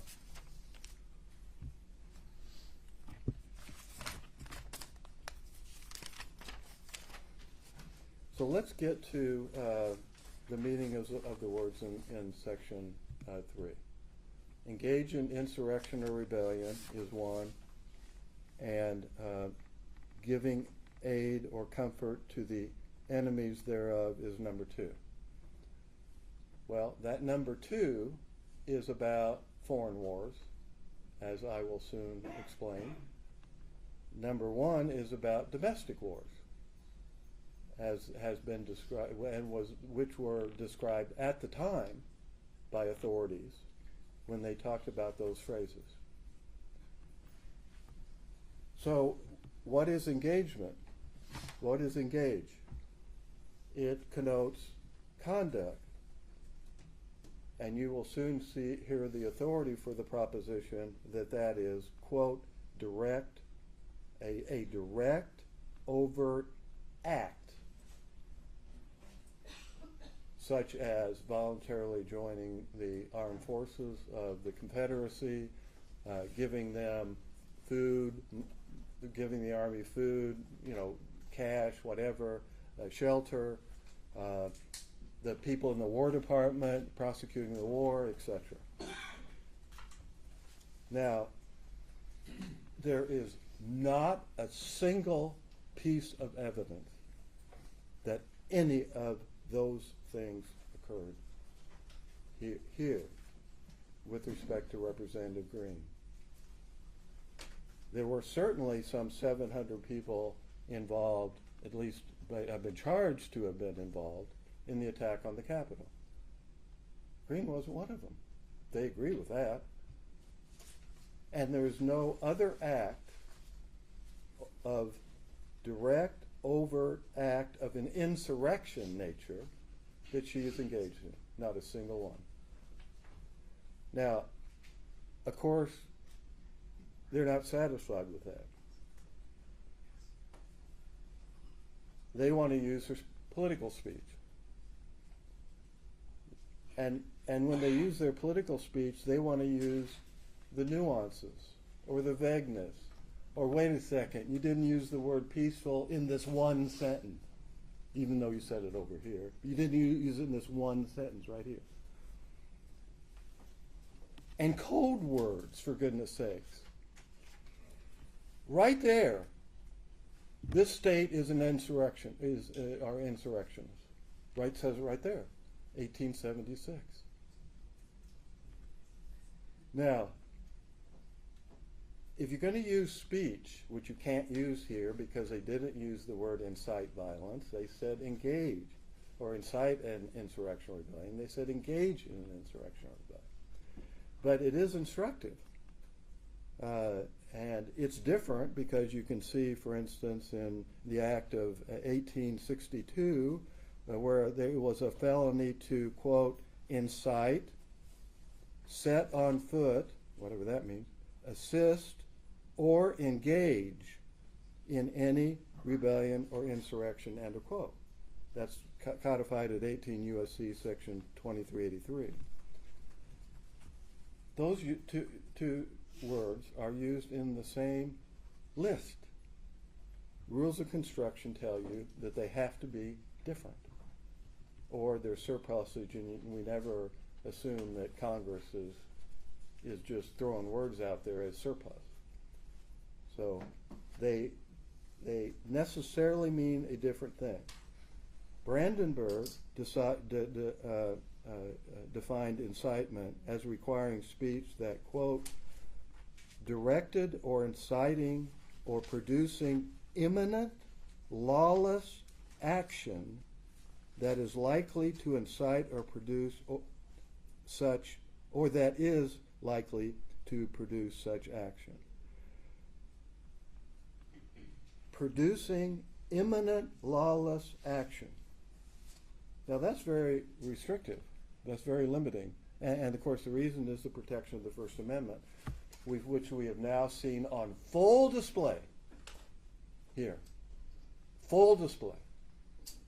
The danger of construing words way beyond their meaning to allow political opponents to smear their opposition in a court of law. I know you've got, I understand the constraints Your Honor is under and the role that you play, and they have exploited that to the max. Well, what are the words that do not amount to insurrection? Well, we know there are words like that, or statements like that. Ku Klux Klan leader, quote, advocating the duty, necessity, or propriety of crime, sabotage, violence, or unlawful methods of terrorism as a means to accomplish industrial or political reform. And the court said, that's advocacy, that's not incitement of violence. A representative of the NAACP said, if we catch any of you going in any of them racist stores, we're going to break your damn neck, end of quote. That's in the NAACP case. That is advocacy, not incitement for violence. And a Vietnam War protester. We're taking the effing street again, end of quote. Not incitement for violence, but advocacy, protected by the First Amendment. So we know the kind of words that will be considered that. So what do we have from them?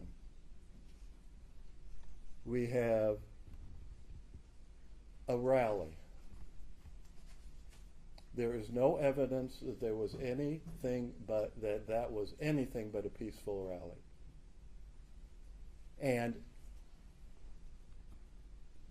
an accusation that she organized it, which she didn't. And while she, on a few occasions, urged people to go to it, she didn't even go to it herself and speak. And there was zero evidence that anything unlawful happened there.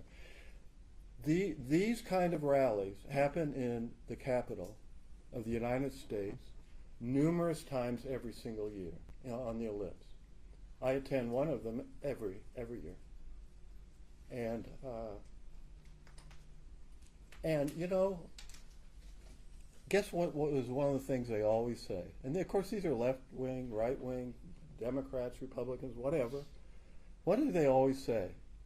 Well, once we're done here, go to the Capitol. Tell your representative, to vote for our issue. Okay?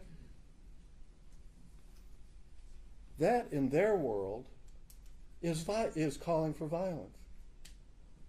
When it is absolutely appropriate for people to go to the Capitol of the United States, to enter into it, it's absolutely lawful to do that, to go talk to their congressman, watch the House and Senate, whatever they might do. Flood the Capitol. It's a code word, I guess. Flood the Capitol. Then, well, what about this, Representative Greene? Did your staff take anyone on a tour of the Capitol between January 3rd and January 6th? Did any of you give any maps of the Capitol to anybody? What are they talking about?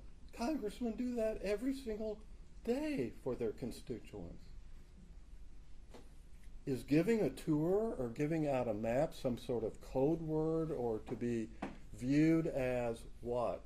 Participating in a lawless riot? Oh, but 1776. Or what about Independence Day? Or how about talking about the Declaration of Independence? Or what about talking about the Revolutionary War for our independence? These are now code words for advocating a violent overthrow of the government of the United States. What an outrage. They want to hijack and cancel words like 1776, the Declaration of Independence, Independence Day, and the American Revolution. What about, oh no, defense of the Second Amendment? If you advocate for defense of the Second Amendment, you're in favor and in fact are engaging in the violent overthrow of the government of the United States. That's the implication, isn't it? Right? And of course, the Second Amendment says that the first part of it, a well-regulated militia, necessary for, a free republic or whatever. I don't remember exactly. Then the citizens have the right to keep and bear arms. So yes, there's a military application, if you will, the militia. I mean, the militia won this, was a major factor in winning our Revolutionary War. Many people who were in the Indiana militia fought in the Civil War. And they were able to do that because of the Second Amendment in many cases. So, advocating for the Second Amendment is now a code word for engaging in insurrection and rebellion against the United States. How about get our freedoms back? Getting our freedoms back. She said those words. Oh, my word. I mean, yes, people on the conservative side are concerned that the Biden administration is eroding our freedoms. I mean, we just got one back as a result of a federal judge, just like, 2 or 3 days ago. And so, yes, that is a concern about what will happen with the election of Biden, and it's proven to be the case. We have lost our freedoms, some of them. And to be concerned about that is quintessential political speech. Well, what about, they keep saying this, events of January 6th. So, what we're going to do is just mush them all together, right? They're all one thing, just mush them all together. Well, the First Amendment doesn't allow you to do that. What the First Amendment provides with respect to freedom of association, which is what a rally is, or under the First Amendment as an assembly, protected by the First Amendment, is that if you have a peaceful rally, which they had, there's no evidence otherwise, some people leave, as some people did, and went to the Capitol, and some of them committed an illegal act. This rally does not lose its First Amendment protection, because the actions of a few that show up in that situation are not, cannot be attributed to the organization itself, or who could ever have a rally? I mean, nobody can guarantee that somebody might show up, whether they be supporters of what the rally's about, or agent provocateurs, or whatever, and cause illegal acts to occur or violence. You can't. I mean, I've been to a rally with 500,000 people on the ellipse of the Capitol, and how do you guarantee that? And so, what? There's a two-step analysis. First, was the rally peaceful and nonviolent? Unquestionably so, under what we know and what the evidence is. Well, can the rally be held into account for what the few did that left the rally, went to the Capitol, and the few there, some 700, who attacked the Capitol? And this is what the Supreme Court said in the NAACP case. The right to association does not lose all constitutional protection merely because some members of the group may have participated in conduct or advocated doctrines that itself is not protected. The NAACP is particularly instructive here in that, and that was end quote. The NAACP is particularly instructive here as there were constitutionally protected speech, association, and petition designed to influence government action, i.e. support the constitutional right of members of Congress to object in the two votes on the regarding the Electoral College. Along with the illegal actions by a few, but the acts of the latter don't strip the others of their First Amendment rights where the government failed to prove that, quote, the NAACP authorized either actually or apparently the unlawful conduct, either authorized it or ratified it, actually or apparently. There's no evidence of that. There's not a single word about that. So we have different events, some that are subject to First Amendment protection, others, the attack on the Capitol, that are not. And to drag her into, well, did you promote the rally? Did you put it on your calendar? Were you invited to speak? Joe Blow said you were invited to speak. Is to strip her of her First Amendment rights. All of these are First Amendment protected activities, every single one of them. And none of them constitute even incitement, much less constitute engaging in unlawful conduct. Now, of course, the question of the quote insurrection. The insurrection is narrowly defined. I quoted cases, some from 1894, some from 1842, some from the 1795 Militia Act, that all said basically the same thing, which is it has to be an armed uprising that is so formidable as to defy the authority of the United States in order to suppress it. And of course, we have a case, CJS says about riot, is that you can have mob violence and it's not an insurrection, unless it is so serious that actually military force is required to suppress it. Now, how do we know all this? Okay.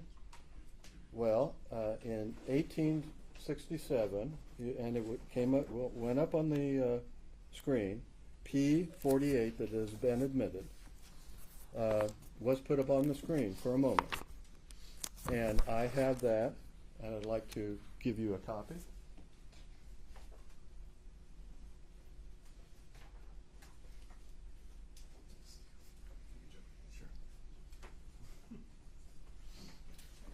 Now, I don't know who can read the exhibit as presented. Okay. I confess I cannot. However, therefore, what I have done is at 3 o'clock in the morning, Thursday morning, I figured out how to not only, zoom it, okay, to make it larger, the applicable sections, but copy them. So I did that. And those are the attachments. All right? Now, because it was 3 o'clock in the morning, I kind of screwed up on my numbering, so it's 1A and 1B, and then I go 2 through 14 or so.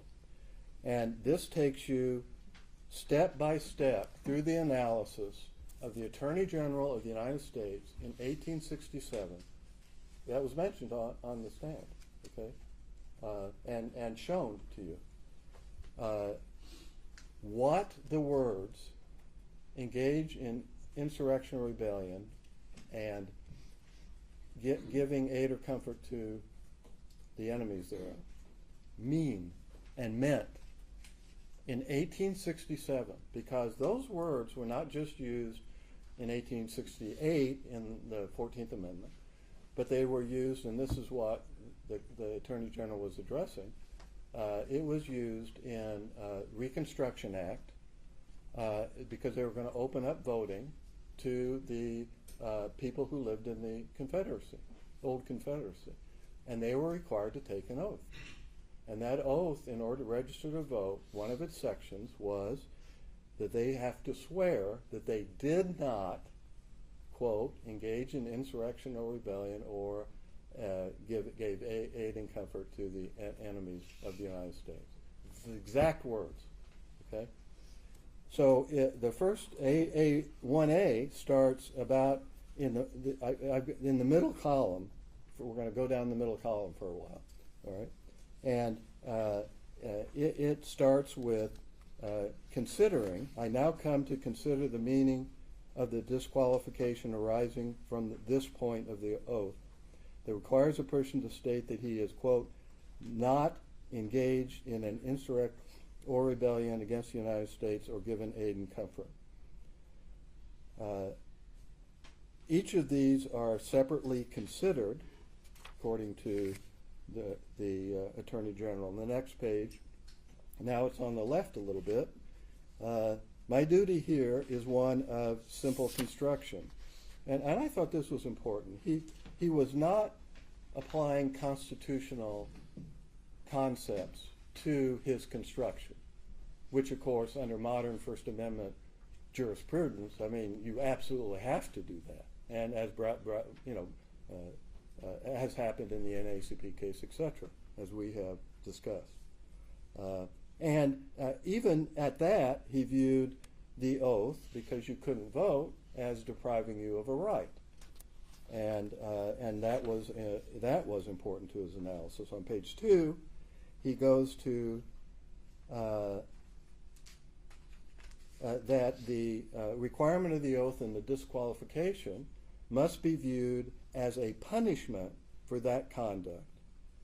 And as a result, it made the oath even more objectionable than the fact that it was also a violation of a right, and a right to vote. Now, then on page 3, he said any doubts must be resolved in the favor of the voter, right?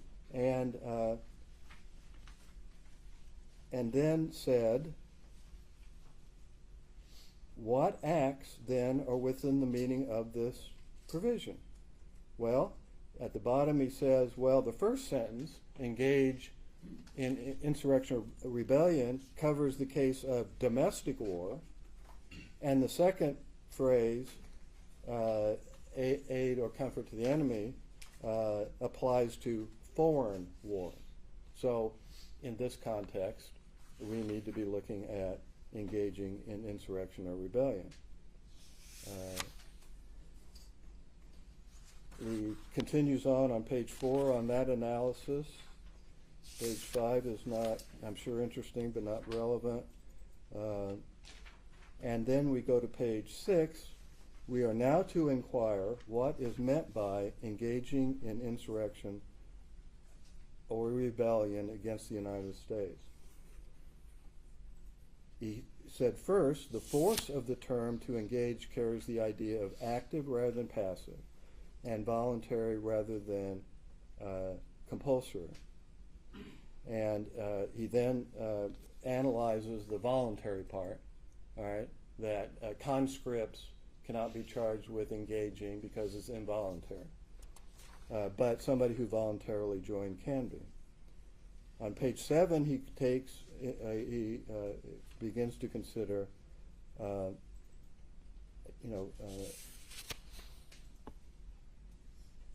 the question of whether persons may have engaged in rebellion without having actually levied war or taking up arms, and he finds in that regard that, for instance, people in the War Department of the Confederacy did engage, even though they didn't literally take up arms. We then go to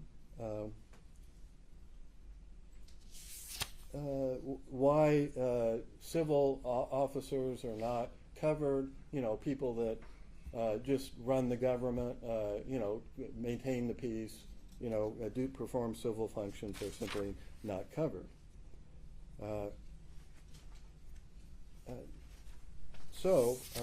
And he continues that discussion on page 9, that I now concur in what amounts to individual participation in the rebellion. And of course, he agrees that it isn't only the Civil War that is to be considered, but that the Civil War provides much instruction on what is meant by rebellion or insurrection.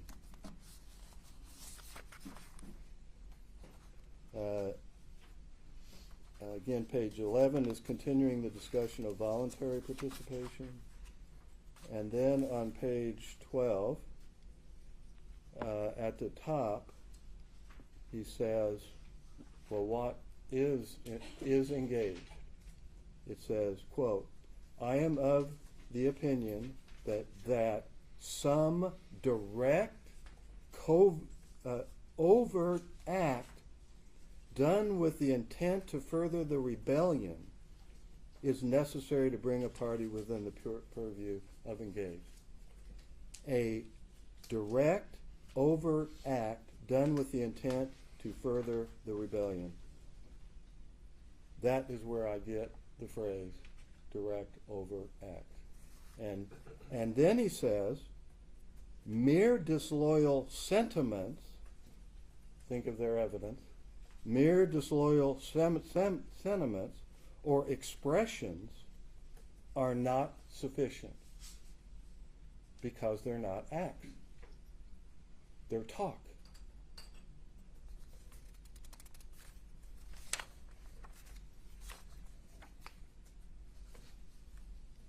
And so that is where we find out, surely, I mean, by one of the most authoritative sources, the Attorney General of the United States, at the very time these phrases are used in several constitutional provisions, one, and statutes, several, about what it means. It does not mean nuance. It does not mean innuendo. It does not mean code words. It does not mean First Amendment protected speech.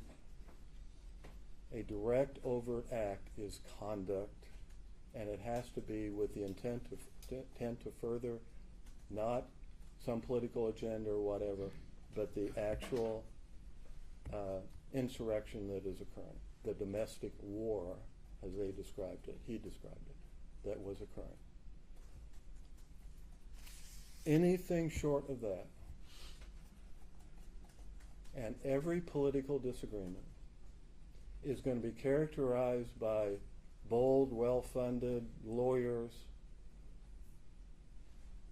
and interest groups into, you're going to have to fight for your life. You're going to be disqualified from Congress. You're going to be whatever they can do to you. Maybe, in the worst possible situation, charged with a federal offense. The same words are used in a federal crime of a felony. I mean, and that's why I said at the beginning two things. This is not about hyperbole, political smears, at least in my opinion. It has never been about that. It has to be about the law and what the law provides. Understanding that if this line is breached so that the political hyperbole of calling people insurrectionists turns into lawsuits brought by interest groups in order to abort our democracy, destroy the rights of voters to vote for the candidacy of their choice, and preclude individual members from running for re-election. Our democracy, Your Honor, cannot survive that. We cannot survive these trials right here. This was never designed to do what they have employed it to do. We are stripped of our rights. Okay, we can't do discovery. We can't move to dismiss their complaint before a trial, and certainly there's no time. I mean, we could try, but no time to do it, right? And we come into a hearing, all these cameras and all these live streaming and all this. Why are they interested in this? Because Representative Greene's on the ballot? Oh, please. No, this is a political agenda. And this has been a political show trial, not because of your fault, but because of their exploitation of what we have done here, what has been done here. I mean, this procedure is for, you're not 25, Representative Greene, and she comes in with a birth certificate. This is not for a major trial that of intense factual and legal consequences and elements, part of which, constitutional claims, federal claims, cannot even be heard by you in terms of decision.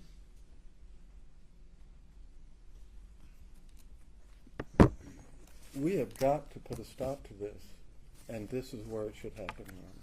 Thank you. Thank you, Your Honor.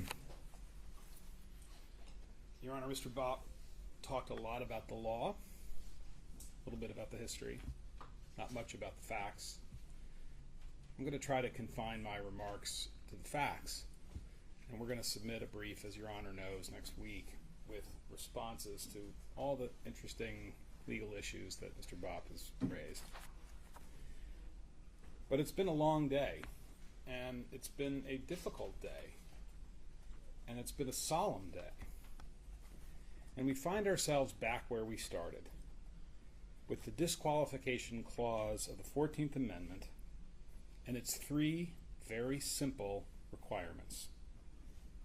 That the candidate for federal office had taken the oath to the Constitution, that an insurrection occurred, and that the candidate, having taken that oath, engaged in insurrection, promoted it, supported it, assisted it, helped bring it into fruition. Those are the three elements we came here today prepared to prove, and those are the three elements that we have proved. Let's talk about each of the three.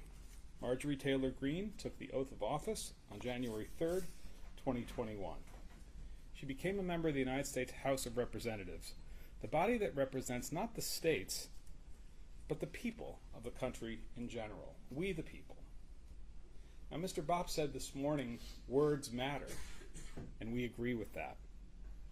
Our proof today started with the oath, because in taking the oath, Ms. Greene undertook a very solemn and very specific obligation to uphold the Constitution, to defend the Constitution against all enemies, foreign and domestic. Now, taking that oath was an honor, but it was also an obligation. Ms. Greene was no longer a simple citizen of the great state of Georgia. She wasn't just another person with opinions and a Twitter account. She became part of our government. And she took on an affirmative obligation as part of our government to protect the Constitution, to protect its processes from anyone who would seek to block or impede them. That is what the disqualification clause is all about. That special status that is conferred upon a person when she takes the oath of office. Now, we'll argue in our brief to this court that that status means that Ms. Greene can't just say anything she wants that she could have said as a private citizen. And our brief will also point out that there are lots of things that people say that are words that matter and that also have legal consequences.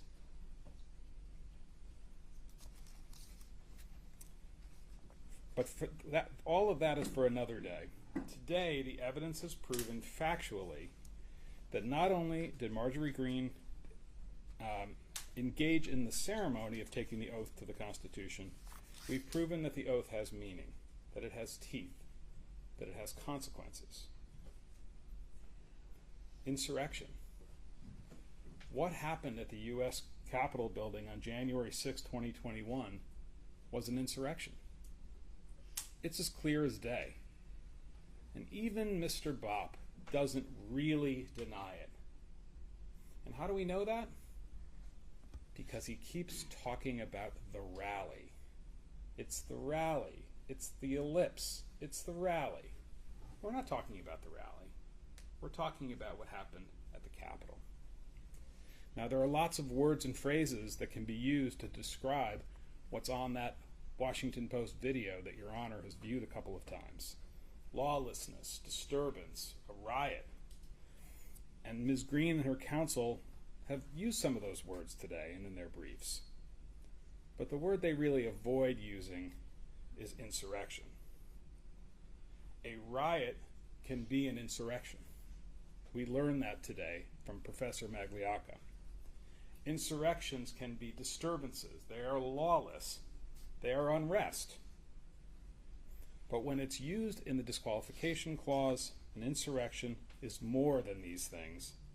It is something where the purpose of it is to block, impede, disrupt a constitutional process or to overthrow the very existence of the government itself.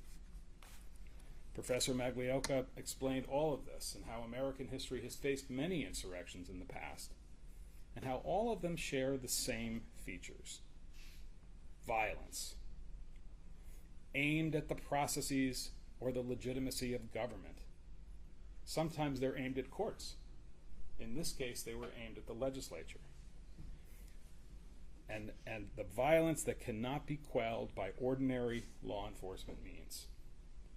Judge Boudreau, you saw and heard with your own eyes not just the violence, horrific and sickening as it is, but its goal, which was to stop the certification of the Electoral College vote in favor of Joe Biden. Its goal was to stop the constitutional process of the 12th Amendment, the peaceful process of transferring power between presidents. Its goal was to physically prevent Congress from meeting to do the essential work of our democracy. And here's the worst of it. It worked. For a time, the insurrection worked. It succeeded, only briefly, but it worked. The joint session of Congress adjourned for several hours into the next morning and ceased carrying out its 12th Amendment function, all because of the insurrection. Because people violently flooded the Capitol with the goal of striking fear in the hearts of the people who work there and to use violence. Fear, violence, flooding the Capitol. These are words that came out of Marjorie Taylor Greene's mouth. Now, many people were responsible for this attack on our democracy. Most of all, of course, the individuals that you saw on the Washington Post video and many other places. They defiled the people's house. But they're not the only ones.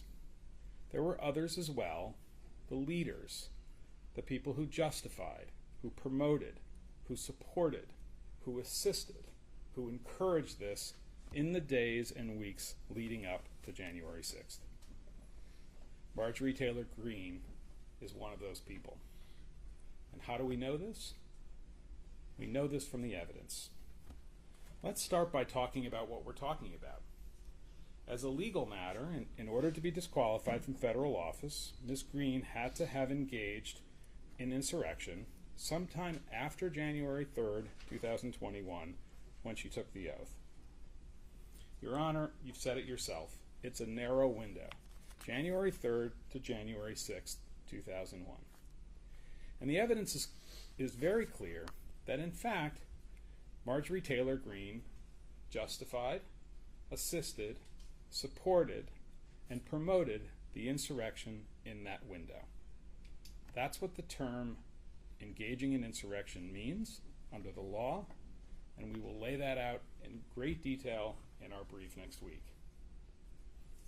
It's a legal point, but it's a common sense point as well. Jefferson Davis didn't take up the musket and fire on Union troops, at least as far as I remember my history. But he was just as much an insurrectionist as the tens of thousands of soldiers for the Confederacy who did. Now, the January 3 to January 6 window can really only be understood by looking at the facts of what happened before that window and before the oath. there's really no dispute about this either. We have proven that Marjorie Taylor Greene was an advocate for violence against government officials. In fact, she advocated violence against the Speaker of the House, the highest ranking member of the House, Mrs. Pelosi, the very House that was attacked on January 6th, 2021. She admitted it. She kind of wiggled there for a second, and then she admitted it, and you saw that with your eyes. Treason, the death penalty, a bullet in the head. That's what she said about Nancy Pelosi. And we have proven that she saw the invasion of the Capitol building and creating fear is the word that she used, in the hearts of public officials, that she saw that as a legitimate political tactic. And when she told people, when she was discussing this tactic, that she told them they should feel like they can act in a violent way. She denied it. Not really.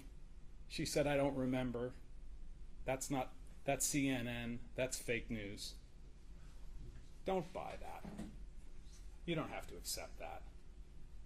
You saw the videos and you saw the testimony.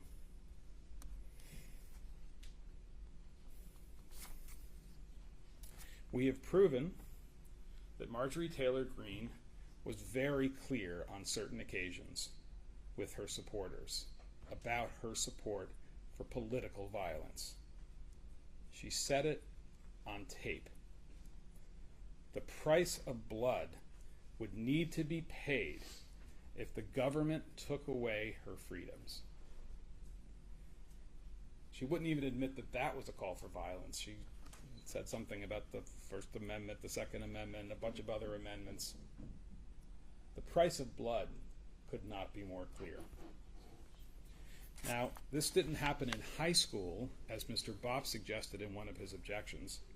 This happened in late October of 2020, when she was interviewed by Mr. Doar, and she was talking about how her freedoms and the freedoms of Americans could be taken away by a tyrannical government.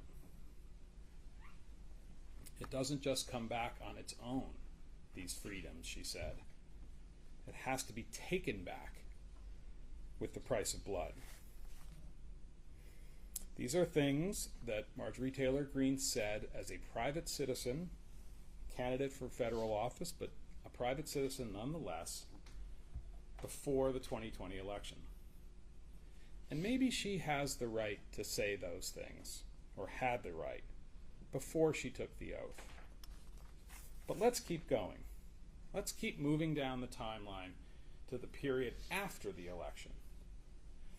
And in that period, you saw and heard Ms. Taylor Greene speaking out consistently in claiming that the 2020 election was stolen by the Democrats. I disagree with that point of view, but I respect that people can have that point of view, and it's a perfectly, it's an acceptable part of our political discourse, for better or for worse. But then she said this. Not just that the election was stolen, not just that there were ballots that were fraudulent, not just that it's time to make objections, perfectly legitimate thing to do. We have no problem with her objections on the floor of the House. But then she said something else. That mask that Mr. Fine spoke about this morning, it came down for just a minute.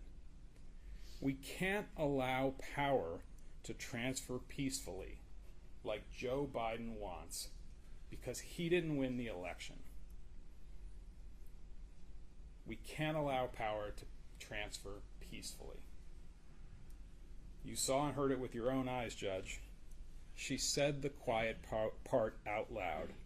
She spoke her truth in a video that she made, that she posted on her own Facebook page, and that she wanted her hundreds of thousands of Facebook followers and the untold millions of other people to whom it would be available to know that her point of view was that you can't allow We can't allow poverty, the power to transfer peacefully. Marjorie Taylor Greene said this when she was a federal official, or right about to be. It's not clear. But what we can tell from the context of that tape is that she stated her opposition to the peaceful transfer of power. And it was a stunning statement. This is not internet drivel. This is not the dark corners of Parler. This is a person who's a federal official, a member of government. And this wasn't even a rhetorical flourish on the back of a campaign truck after a long day. This is somebody who sat down in front of a camera and calmly and carefully told her viewers, we will not accept a peaceful transfer of power. We can't allow it. And then she said, we will not go quietly into the night. She framed this as an existential battle, a new 4th of July, a new 4th of July, 1776. This brings us right up to and into that critical window, that critical phase of time, January 3rd to January 6th. Marjorie Taylor Greene's rallying cry for violence at the Capitol on January 6th were the words 1776. Now I think we all know that those words have a lot of meanings. They mean a lot to me. They are on the seal of the great state of Georgia, and I venerate that. But that's not what Marjorie Taylor Greene was talking about. And here's how we know this, because here's what we've proved. Marjorie Taylor Greene organized objections on the floor of the House, and this was not an insurrection. This actually was part of the constitutional process, and we have no issue with it.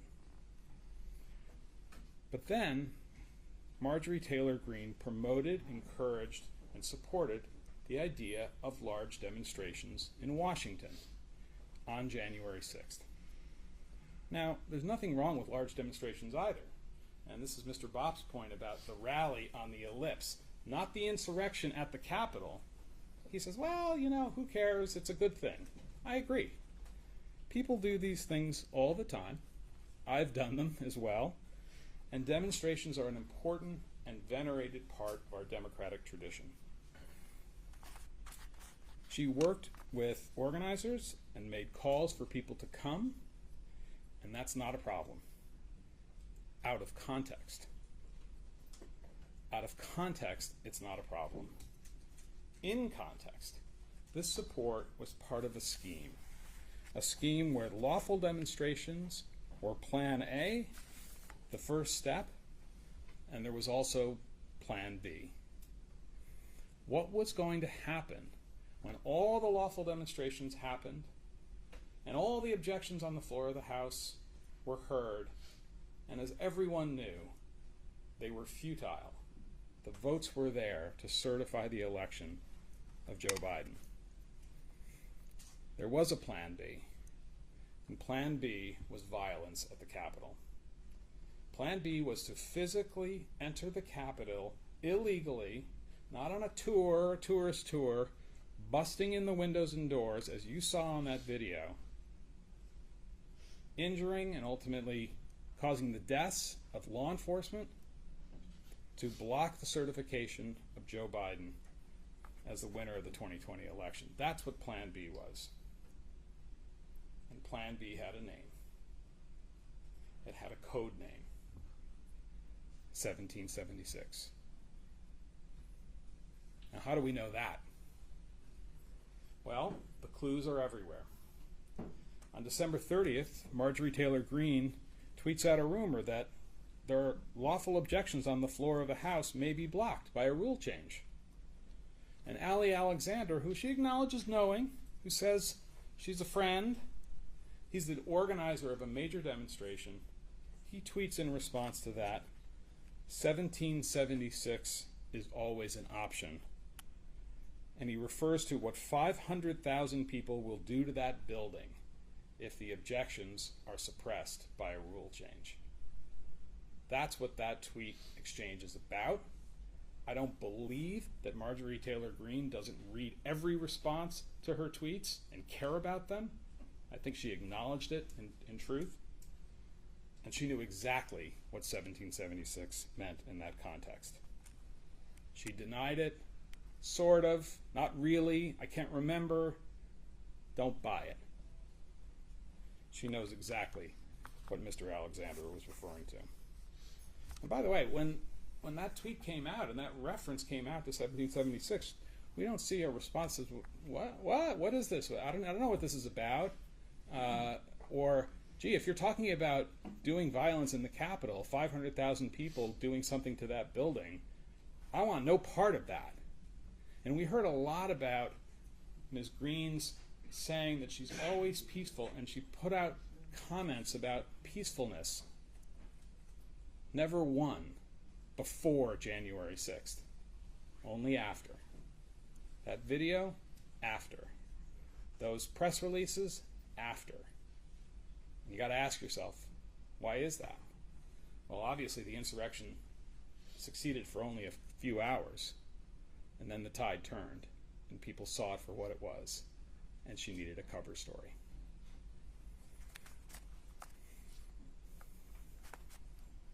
Marjorie Taylor Greene knew perfectly well what 1776 meant, that it meant violence against the government, overthrowing a tyrannical government, and that was the plan B of January 6th, 2021. She embraced it and she promoted it. And probably the most important piece of evidence from our point of view in this case is Plaintiff's Exhibit or Petitioner's Exhibit 27. This is the short clip of Marjorie Taylor Greene on Newsmax. It's the night before January 6th.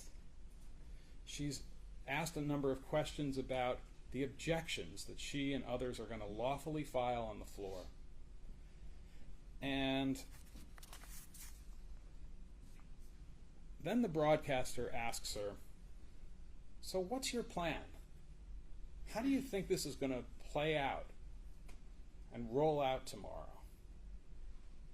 And her answer is one sentence. This is our 1776 moment. It's a stunning statement. It has no meaning unless you know the code. It has no meaning unless you're in the club. It's 1776. It's Plan B. It's block the certification. It's flood the Capitol. It's use violence if you have to. This is a message posted, stated on January 5th, in the middle of that window, posted on Facebook to her hundreds of thousands of followers and anybody else who wanted to see it on January 5th from a sitting member of the United States Congress. It was her clarion call. People knew what she meant. They knew exactly what she meant. Tomorrow is our 1776 moment. Now, it's interesting that the examination that Mr. Bopp did of his client never asked her about that. Never asked her about providing support to people who were planning the demonstrations or providing support for people who ultimately broke into and trashed the People's Temple. Never asked her any of those questions. She never addressed it. When I asked her, she said, I don't remember, I'm not sure, I don't think so. So what do you have before you, Your Honor, at this point? You have her own words, in context, against nothing. Not even a real denial.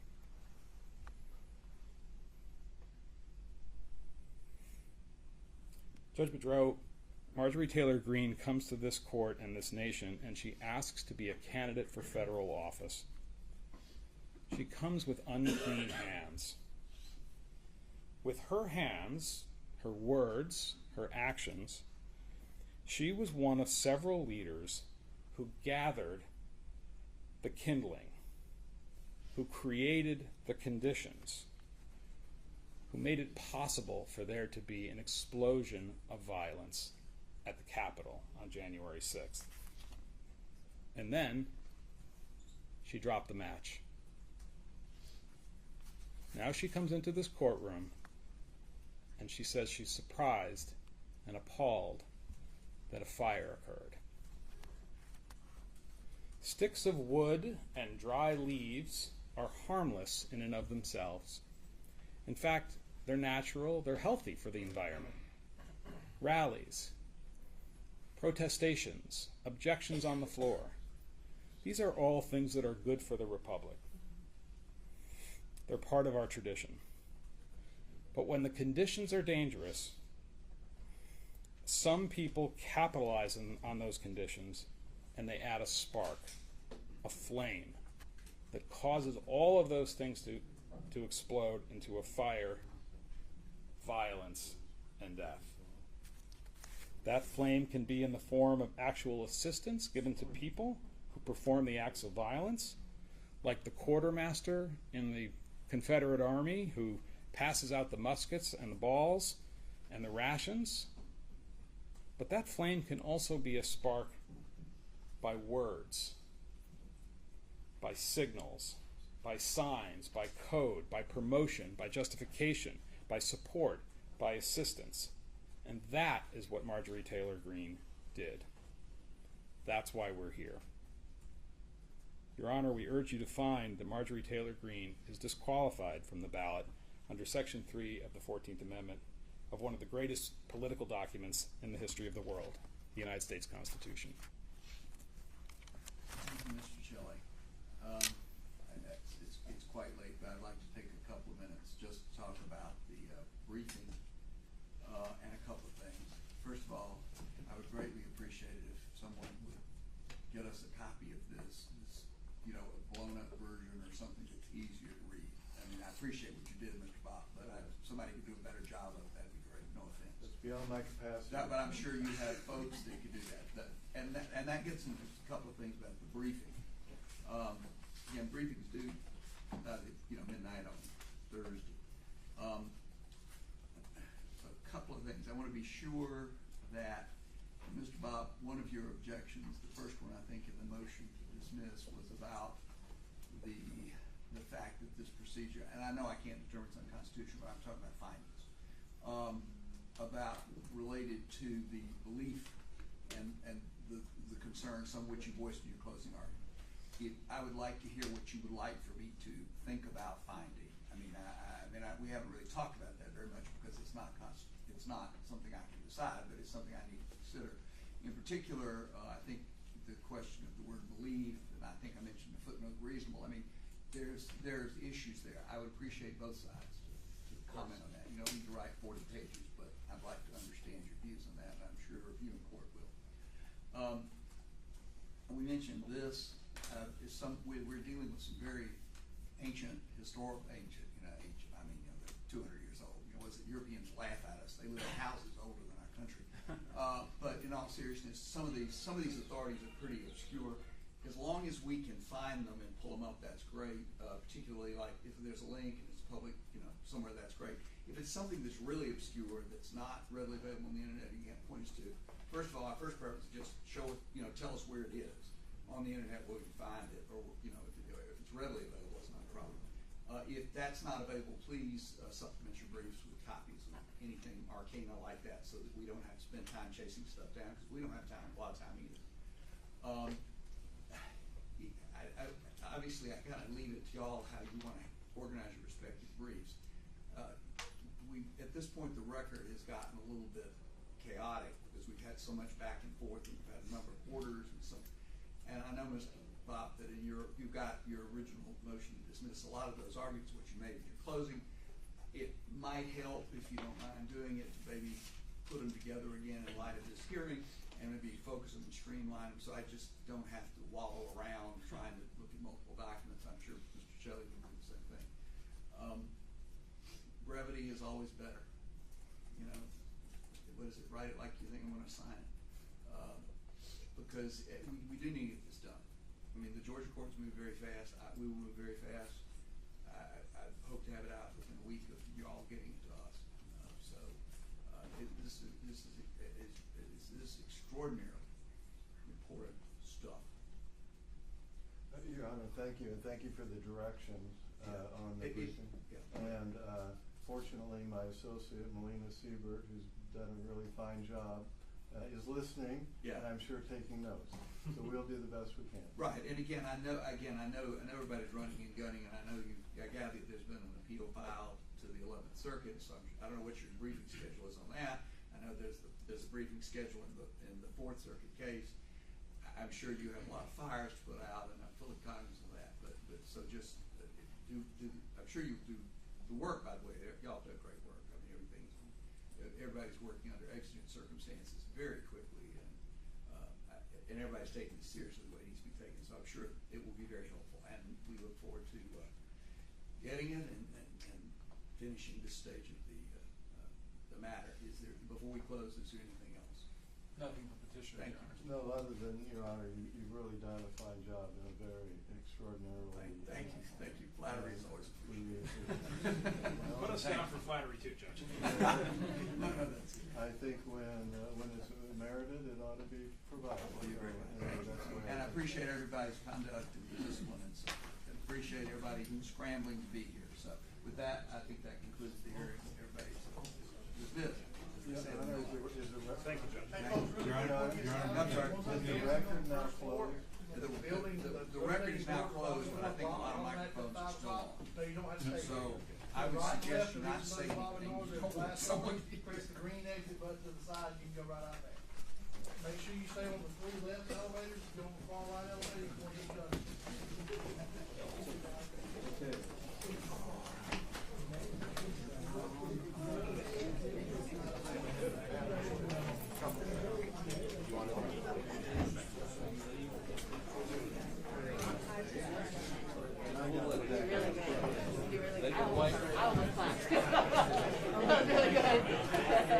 Yeah, we'll let them leave that way. Don't have to make them all hang out. Yeah. Well, they've already given the order, so they're Probably have to do something like this every day. at the Capitol, in its own essence. Are you Capitol Police or is that? No, I'm a state trooper.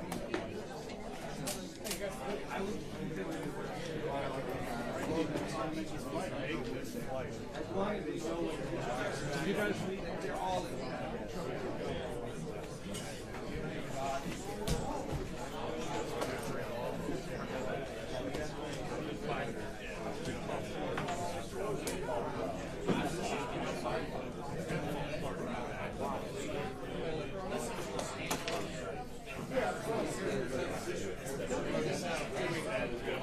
Right, right.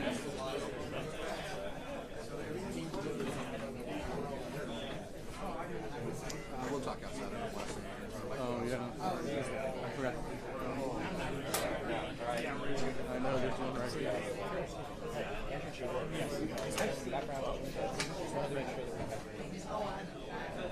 Yes.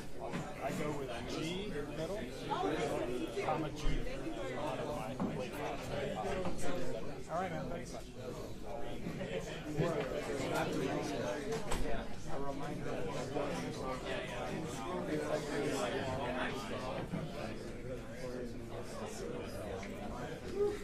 That door doesn't go out to the stairwell, does it?